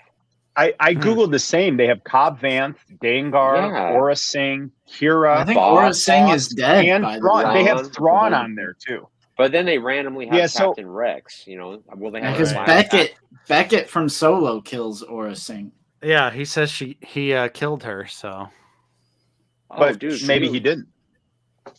They could put a. Can you imagine if Dengar, dude? What if Dengar shows up? He would just have to put on a different suit. Rex could show up. No. Mm-hmm. Yep. That's possible. How crazy, man! And he would just play himself, right? Yeah. Mm-hmm. Man, that'd be madness. Wait, dude, where's the spreadsheet? Who's up? Yeah. Oh, is it not? Oh, do I got to reshare it? Sorry, I think maybe when I shared his thing. Spreadsheet My gone. apologies, gentlemen. There we go. Oh no! All right, ooh, Vern. All right, so who does Vern get? So Vern so far has the male escort Twi'lek, and the generic white mod guy. Who else should he give have? him the mouse that the one twin hut wiped his face with. Yeah, the sweat mouse. Sweat mouse. Sweaty mouse.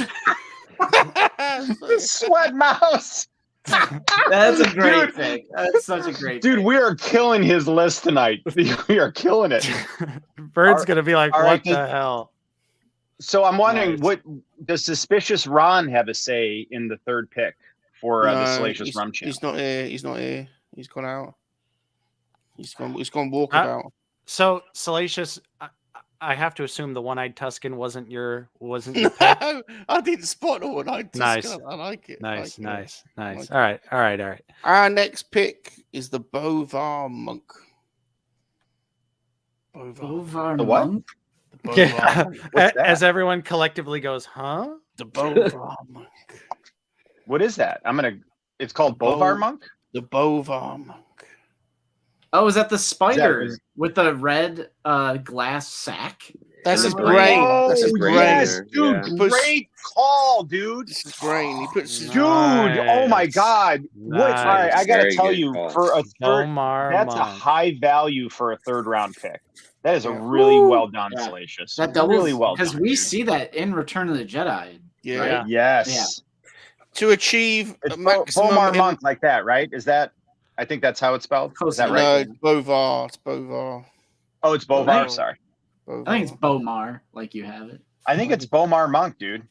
On Wikipedia, it says Bomar. To achieve maximum enlightenment, they separate their brain from their body and they put their brain in the jar so that they. Dude, I love that. That's that would make a really cool figure. So think about if they had some kind of fluid in that jar with the brain in it that would slush with it. Like how cool that would look. They did do a 3.75 one with it was a mail away for the Power of the Jedi 2, I think. It was a mail away. Man, that was that's like a sleeper hit. I didn't expect you to say that. Yeah, dude. Really well done. I'm gonna give credit on that, man. Well done. Well done, Salacious. Thank you. And then you get to go again after that. This one was harder, just because we're going down now. This might surprise one or two of you, but I'm going for the Modifier. Oh, that's a good pick, man. Yeah, good pick. The Modifier. All right, so what does Vern want in the fourth round? One of those guys that has to lift the twins, the slave, like the Clitonian, the twin lifter, the twin lifter, the twin lifter. There's one that's like almost falling over. That's almost he's like sitting there like struggling with it. I can't believe there's only like 9 people holding up both of the huts. I'm like, that's insane. Those are the strongest 9 people in the world. Right. They're holding up 2 huts. Right. Granted, they're struggling, but still. Okay, so it's my pick next, huh? Let me see who I've still got left on my list. I am gonna go ahead and confirm the Bith member of the band, which in my mind, you snaked it. In my mind's eye, it's Figrin Dan, which we know we're getting a Figrin Dan figure, but it might not be Figrin Dan. So I'm just gonna take. I think it is. I like to believe it is, and that him and Max have now formed a super group. Cover yourself by putting Jizz Whaler. Yeah, there we go. Yeah, because someone will say, "Well, Figrin Dan's coming." The Astromech drummer. Yeah, that's a cool one too. No, but here's the thing with that. It right now, if they haven't said what it is, it's in headcanon. I'm with you, man. That's Figrin Dan, like totally in headcanon. Yeah.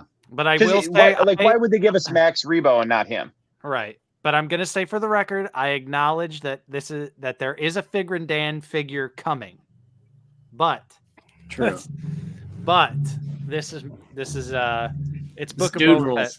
Yeah. So I mean, still, we also don't know for sure. Like now, technically, we didn't know for sure if that was Max Rebo. It could have just been another one of his species. But now that she said, "Hit it, Max," hit it, Max. Yeah, she calls him though, so it is him.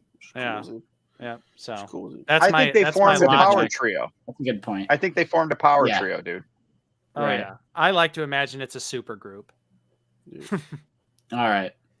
So for my pick, you guys have all four of you have made a grave mistake, and I am pulling out the secret weapon. Whoa! This is a Black Series list, not a TVC. Correct. So I am saying Boba Fett. Oh, because the Book of Boba Fett figure that we're getting is wearing the very dark brown robes. Right.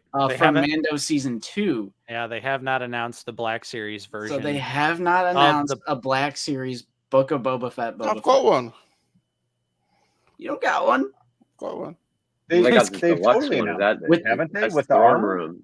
But in Book he of has the drapes. In Book of Boba Fett, the costume is different. He has the red boots now. He's got the red boots and the black. Yeah. No, but I just want to know what version do you want? So okay, I don't know which if one you were want. if you were to share your screen right now and look up the TVC Book of Boba Fett, and then look up the Black Series one, and you'll see you'll see what I'm saying. All right, well, yeah, I think Justin means he wants the main costume from Book of Boba Fett with the red boots and the half. Okay, so he doesn't want the. Well, it doesn't matter if it could Fennec Shan could get drafted here. It's just any character that's appeared in Book of Boba Fett, right? So it doesn't matter if it's been released or not. Yeah. Right, but this figure still. What I'm saying is, it's a completely different figure.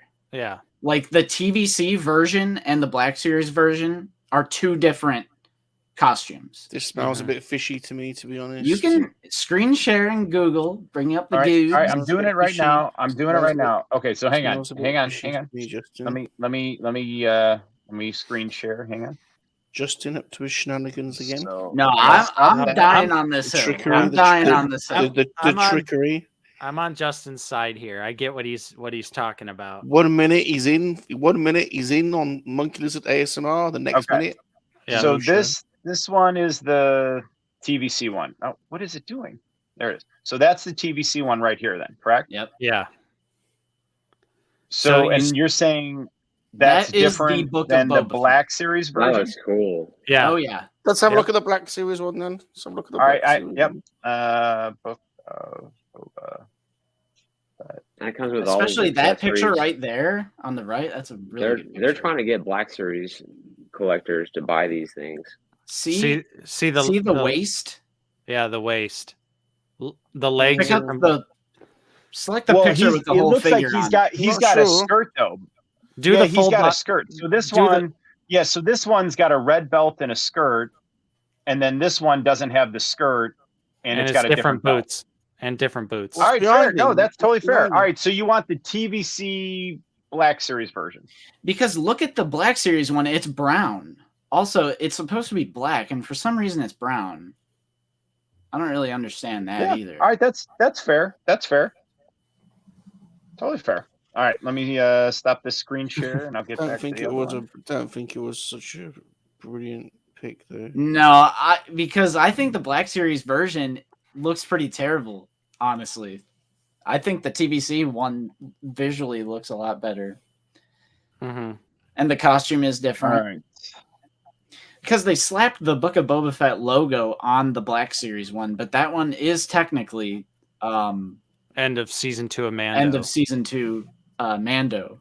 Yeah, we don't see him wear that costume in Book of Boba Fett at all. Literally, the first shot, he's putting on the red boots. Yeah, to show you he's got the different. Someone needs to give some relaxed Rick from Left Coast. He's gonna have a coronary in a minute. Yeah, he said it's not brown. All It's right. just bad. It's just a bad picture from. Well, I Hasbro. believe that as well. Yeah, They're calm horrible. down. You calm yourself down a little bit. So my fourth round pick is the Grievous robot chef. Yeah. Nice. And I want like pots and pans and all the knives and the kitchen accessories as well, and fully articulatable. So we can do that. Nice. Sean, you're up. Good choice. Good choice. I'm gonna go ahead and go with I'll take the chick with the robotic arm. Dash is her name or something. Darsh. Yeah, Darsh, Yeah. Garsh. So, Yeah, it's I'll take something. her. What can someone look up her name so we'll put it It's Darsh. put it on there? Just Darsh. Darsh. Yeah. All right, Darsh it is. All right, Sean, what's your fifth round pick? We'll go ahead and go with the female Tusken warrior. No, I've already got her. He's already been taken, Sean. Oh, bollocks, man. Bollocks. Let's see. I can't go with Jawas, huh? We already got those. What else? No one sucked at a Jawa. I don't think anyone. You guys sucked at were Jawas. making fun of the droid that was driving the train. I'll take him. Poor Train guy. droid. Oh yeah. All right, It's Yeah. good. I like Train Droid. that's a good. I thought the train droid was well done. I I enjoyed like that. Train Droid. I thought it was funny. And did you notice too? They used an old microphone for the face, trying to copy like how George Lucas used parts laying around Mhm. for IG, and the lightsaber hilt was a camera. But it was cool. It's an old microphone from like the 50s. Is the face of that droid? Nice. All right, my choice now. So I I'm know gonna it's go it's for- a snake. It's a my choice. snake draft. My Snake draft. choice. The snake draft. So it goes back to me on the snake draft. Snake draft. So I'm gonna go. Man, this is tough.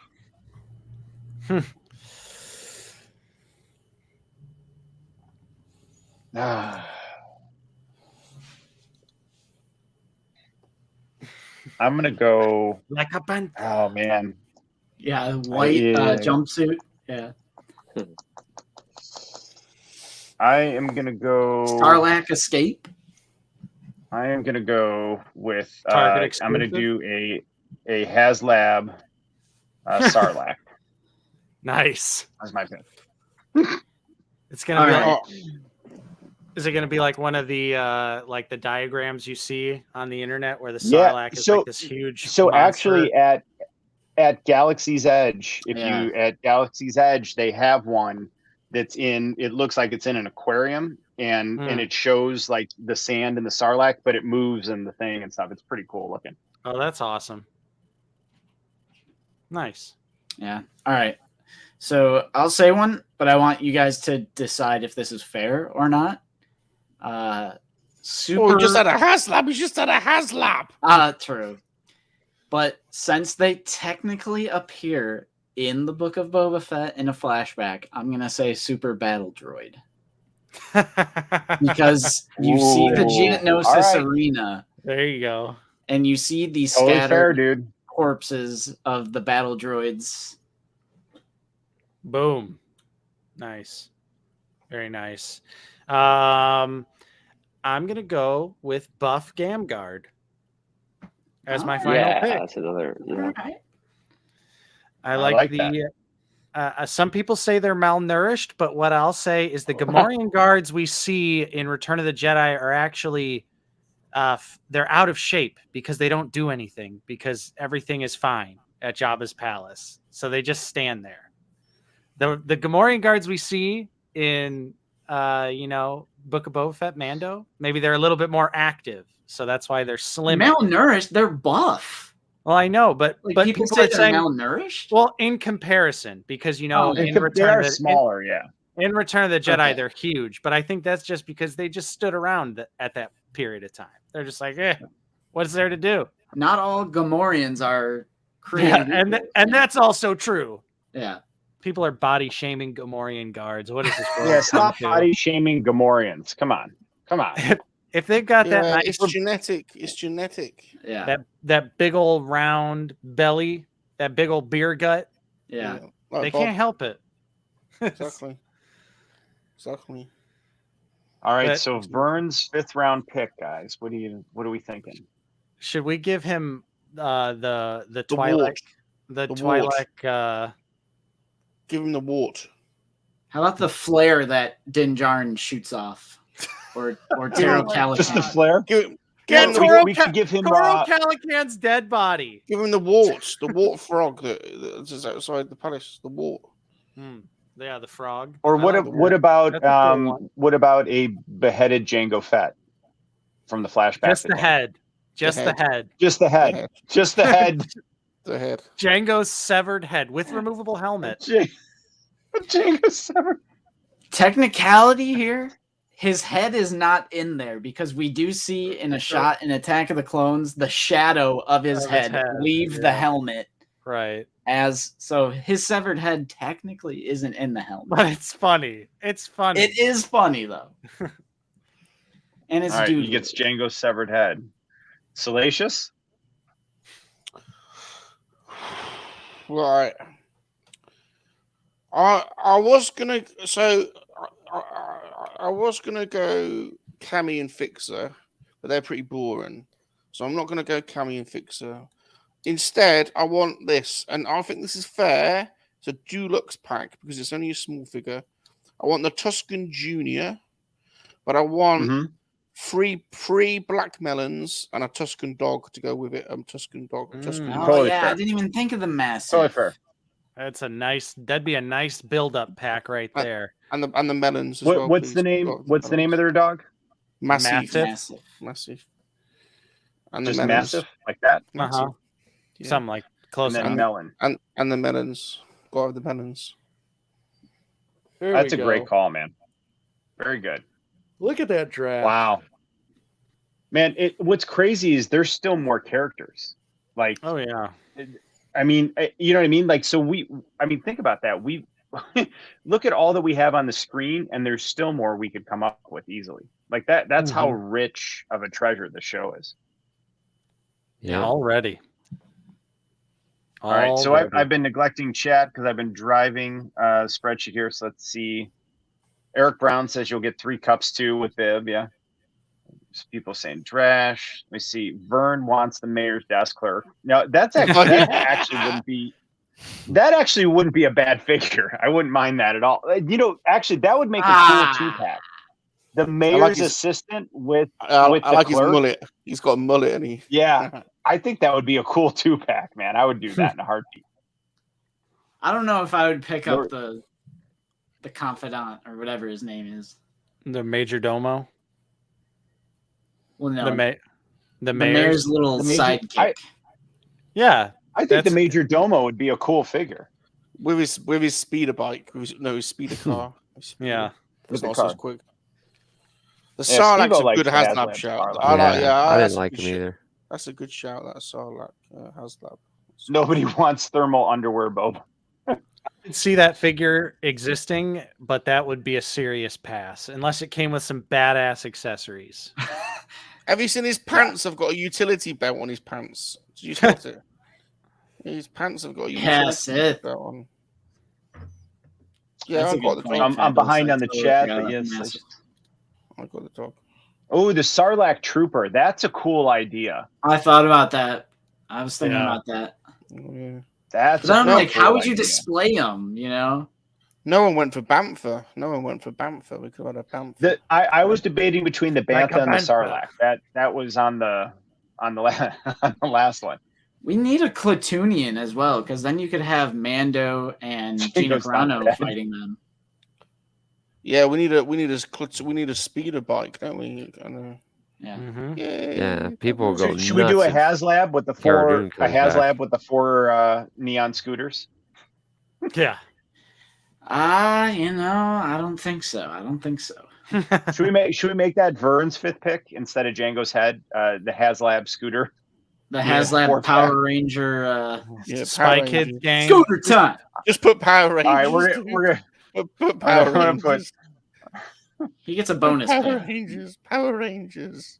No, because I don't want to insult it. I don't want to be mean about it because some people might like those. But I what do we call them? Hover scooters. Hover scooter 4-pack. I'm gonna put neon here. How about neon hover scooter 4-pack? There you go. AKA That's pretty good. Power Rangers. That's pretty good. Thanks, Ricardo. You're awesome too, buddy. Ooh, a 1/1 scale HasLab Bactopod for the middle-aged collector who needs most. That's great. For whenever whenever you start feeling like you need to scream at a camera about Hasbro, just go take a dip in the back tank. G-Force, you're fired. You're sacked. G-Force, you're sacked. I'm sorry. Yeah, I think OOTB is taking the dub this time around. I might be a little biased, but I agree with G-Force. I gotta say, what G-Force, the hell? He says, what the hell? He says things that are true. Yeah. Don't listen to G-Force. You don't know nothing. Yeah. So chat. Who did? Yeah, that's a great point by Left Coast. Mayor says no. Yeah. Lost with it's totally great. Well, I appreciate you guys finishing 2nd through 6 after I clearly finished first. It was a fun exercise for you guys. We gotta ask the chat. Chat has to vote. Yeah, let's know, chat. Who wins? Who wins? The Vespa Power Rangers. Yeah, Fabulous says Rum wins. Yeah, there you go. There you go. Oh, that's a good call. The Prisoner Rodian. That would have been a cool. That's a cool idea. Yeah. Very cool idea. And you know, we didn't even get into, because the other one I had on my list, I don't know the species, but when they're at the mob round table, the Aquavish. Yeah, you have what's the one that kind of looks like a dog though? Like the mouth looks like a dog. I thought that would make a really cool figure. But an Aquavish would be cool. For Vern, we should have picked that wolf with the bikini on in the background. Yeah, the bikini wolf. The bikini wolf. I want that. Damn. Missed opportunity there for the bikini wolf lady. Terrifying. That is a missed opportunity. Now, should we? I mean, we can always switch one out. Is there one? You left me G-Force, didn't you? You left me G-Force. You know, I would say I would do the wolf bikini over the twin lifter. What do you guys think? Let's do it. Let's do wolf bikini. Yeah. Wolf bikini. I know Vern will appreciate it. To be honest, I quite like the wolf bikini. I'm thinking about swapping the. I don't quite like it. Wolf bikini. Now, here's the other thing, guys, is you can make trades, right? So before this is finished, if anybody wanted to propose a trade, I want wolf bikini. I want to swap modifier from wolf bikini. Well, Vern has to agree to the trade, though. No, he don't. no, he don't. You're in here. I'm solid with my picks. I think my list is wolf bikini, solid. Please. I don't know. I think I won objectively. I think I objectively win. G-Force, where's the loyalty? Oh, I'm not worried. Left Coast says fun and games. Nice. But you know the thing is, I would take, except for Vern's, I would take anyone's list. I mean, that's how good there's so many good characters and potential for figures. True. Oh yeah. G-Force, very good, man. You've changed. Man, that is interesting because we've only had 2 figures in the Book of Boba Fett line so far, like in the Galaxy package. That's crazy. And the Boba Fett isn't even from Book of Boba Fett, as we've confirmed here. So it's like we have Fennec Shand. Yeah. It's kind of weird because isn't there there's the Tusken Boba, right? Because I don't have any of them yet, but there's the Tusken Boba, right? Isn't that a figure? Yeah, but I meant like in the Galaxy line for Book of Boba Fett, like specifically Book of Boba Fett. Because that's a Mandalorian figure since it's like the end of season 2, episode 1. Which that could be like the... Yeah. I think we should ban Steve-O. Steve-O. That's 3 people now. Hey, Ricardo, I think Justin won the list tonight. Steve-O, you're a nice man, but I've got to question your judgment sometimes. I think it's safe to say, and I gotta agree with Steve-O there. Black K, Max Rebo doesn't get much better. No, it doesn't get much better than that. Bro, Super Battle Droid #1 on our Black Series wish list video. Yeah, but then you got Camino Boba. Like, yeah, you don't want a young Boba. I do. I would take a young Boba. I do, but I would. I wouldn't. I'd wait for the clearance. Probably. I want Wolf Bikini in mine, please. I don't want 8D8. You don't. So no, when we eventually get a Gonk Droid in line, we can have him torturing the Gonk. Yes, I want the 8D8. I want the 8D8 for sure. All right. No, like dude was saying, all of our lists are great. I mean, there's so many great characters that have shown up. Dude cheated, didn't he? I mean, there's no rules. There's rules, but there are no rules at the same time. But yeah, I think Black Chrysanthemum, I think is going to be. My hope is that they do a new Wookiee mold for him. And don't try to redo that Chewbacca mode. They got to make it better articulatable, better to stand, and I just think that figure. I mean, Chewbacca deserves a better figure, but I mean, Black Chrysanthemum deserves like an all new epic figure, and I want the knuckles. And you know what, Hasbro, give me not just the knuckles, but a little bit of the shock effect on the knuckle, like a little bit of that blue tingle on the knuckle. Yeah, dude. Chrysanthemum would be a figure to go all out on and give us a badass deluxe figure. He's got to be huge because he's much bigger than Chewbacca, much bigger. And whoever's in charge of the department needs to be building them. You know, that made Fennec and all these new figures with the articulation. They're just killing it. Whoever's building these things. Yeah, I can't wait to get my Fennec. Yeah, Fennec's amazing. Fennec is amazing. Yeah, but yeah, I think Chrysanthemum is a no-brainer. I hope that we do get that figure, and I hope that they do some justice. Because I mean, if they did make a big Wookiee mold like that, you know, they could do like Tarful or something as well. Yeah. If they want to do at least get one piece of they could probably do a credit collection Chrysanthemum as well, because I'm sure. Whoa. I'm just saying, if you wanted to reuse the figure mold, I'm just saying. I mean, they would do that anyways even if they didn't do a new figure, they'd probably do that. You know what I mean? You might as well. If that helps them to justify to put the money into it as an investment, then I'm okay with that. I'm not going to buy any more credit collection figures, but I'm okay with it. Yeah, I stopped buying them. He says now. Oh, Vern should get the lizard that sends Boba on the trip. I actually think that accessory should come with the chief. The basket. Yeah, that's cool. Yeah, that should come with the chief. I think. I want the brain lizard. Oh, wow, man! What a good draft. All right, so what videos? We're at 3 hours, so we'll probably wrap it up here. But what do you guys have coming up that you want to share with everyone? We've been going list crazy out of the basement. When the new year rolls around, we like to do a top 10 of the last year. We do a top 10 wish list, and then we do a top 10 of all time, which the top 10 of all time is usually like the list, you know, the one that pops off and brings new people to our channel. So that's always nice. And I think Nate has the Tython Boba coming up. Yep, that'll be posted this coming week on Wednesday. Tython Boba Fett review. Yeah, and of course, it's really nice of you to invite the dude on your show again.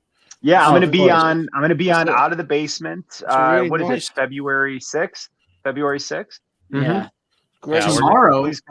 Great support for the free men. And then tomorrow don't you have Victoria? You have Victoria on tomorrow, right? Yeah, Victoria's Cantina tomorrow at 1 p.m. Central. Now you need to check out. You need to check out a Victoria Cantina's episode with the dude when they got all they got all romantic.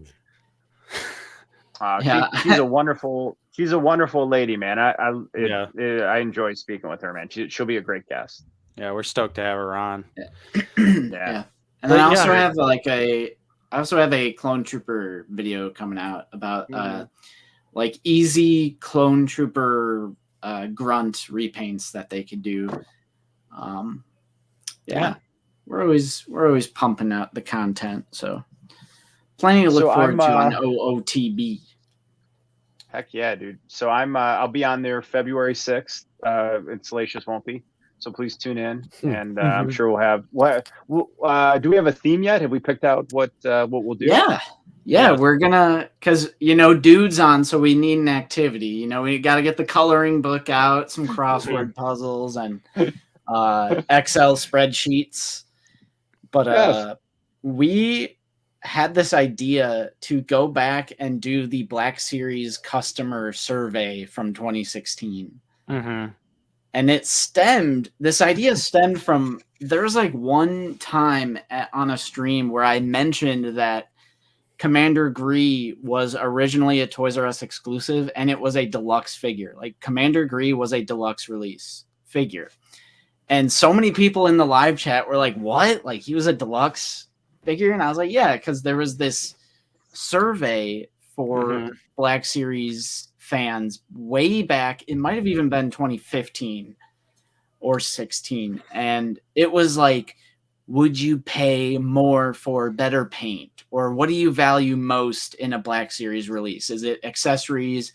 Packaging was a big one. Like, would you pay more for better packaging? So it just gives you an idea of like what their thought process was back in the day. And the poll must have gone like, yeah, I would pay more for better paint, because Hasbro did this like small little line of deluxe releases where it was like the elite. It was like the Amazon exclusive Praetorian Guard, like not the other two ones. Then it was like the Commander Gree, that First Order Stormtrooper that came with like all of those weapons. That was like their original little like deluxe experiment. So cool. I think it would be fun to go back and like man, that'll be a good conversation. Those old questions in today's standards. So and see if they've like actually did any of these things that were questions asked back in the day. So we thought that would be a fun. So we're totally going to get caught in a logic puzzle. These questions, and then what ensued, because what I guarantee we're going to talk about is, they asked for this feedback, and we're pretty sure the feedback we're going to give is probably what most people like us who collect this would give, and then they did probably none of the feedback would be my guess. It'd be interesting. It'd be cool to see, man. It'll be fun. Fun chat. So in the Nerdery, I released. So I had done top 10 Marvel Legends and a top 10 Star Wars right at the end of the year. But I'm doing a cut of them, just like 2-minute cut of each figure, and I'm just going to release a couple a day because I've been back-to-back crazy weeks with work and not feeling the best still. So I'm just kind of recutting those and showing them. But I am going to open up Peacemaker, and so I'm definitely going to do a video on that. And then I got all these new ones. So maybe if I have some time and good energy, I'll pop these open and have a little fun. And then very importantly, I think most of the 3 Men of the Monkey Lizard, if not all of us, will be on Super Awesome Geek Show at certain portions tomorrow, supporting that.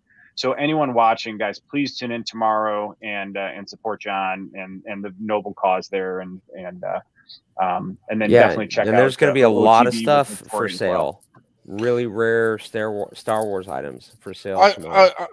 Star Wars. Yeah, it's for the channel. It's for the channel. My beautiful friend, the tunnel. He's a beautiful man. Yeah. I've donated the new Spider-Man helmet. Ooh. So you can bid for that. That's I'm going to bid on something tomorrow. Nice. I'll buy something. Be generous. Anyway, I got to bounce, guys. But next week, Can't Kill Chewies on my channel. I watched him on Out of the Basement last week. So if you want to catch that episode, Matt is super funny, man. That was a dynamite show. But he'll be on our show next week on my channel. And there's just Spider-Man. And then Sean, hey guys, just so you know, we're on. We alternate Friday, Saturday. So next week on Sean Solo, it'll be Friday at 7 p.m. You want to see him? He's on the channel too. Sick. But that's it. And I'll be editing 18 minutes of footage. So I'd appreciate it if you guys watch this. I'll try to make it less. I cannot wait to pop this dude open. I'm so excited for Peacemaker, dude. So excited. You're gonna have to get him some what about you? guns. Salacious, yeah, just for you before we leave. There we go. There you go. Look at that. Look at that. Yeah, I think I'm going to be on Monday. There you go. A little treat. Leg. Little treat. Look at that. Sean Solo is on Monkey Lizard Hangout this Monday. He's getting the treatment. He's getting the treatment. I'll find the llama. I'll do something. I'm only 12 subs away from 3,100 subs. I only need 12. That's awesome. Please help me. That's awesome, man. I'm only 1,745 away from 3,000 subs. Nate's going to help me. The dude's channel is a slow burn. If you look at the slope, it's a very slow burn. Nate's going to help me get 12 subs, aren't you, Nate? Oh yeah, I'll bring just those 12 subs. That's what I need. Just 12 for 12 subs a day. Thanks, Ricardo. You're awesome. You too can help a Kowakian monkey lizard. Please say that on your show. Pity will give you for special favors. Just 12 subs a day. Now, I'd love to get 12 subs a day. That'd be sweet. Oh my god, dude, that would be amazing. I'm like, if I got 12 subs a week, I'm like, good job. Pretty happy about that. Oh man. Well, thank you again for everyone. Check out Out of the Basement tomorrow with Victoria's Cantina. Check out Super Awesome Geek Show auction at 11. And then Monday, check out Sean Solo on Salacious channel. And then later this evening, Night Owls are going to be on the Cap Cave. So check out everything. And thanks again for hanging out. And I hope everyone has a wonderful weekend. We love you all, and man. we'll see you guys next Friday, man. Thanks for really joining appreciate us everyone this hanging week, out. guys. Later, guys. Thank you. Take care. Salacious, I'm coming. We're back. Dude's Nerdery. Oka Studios. Hey there. Sean Solo 8. Salacious.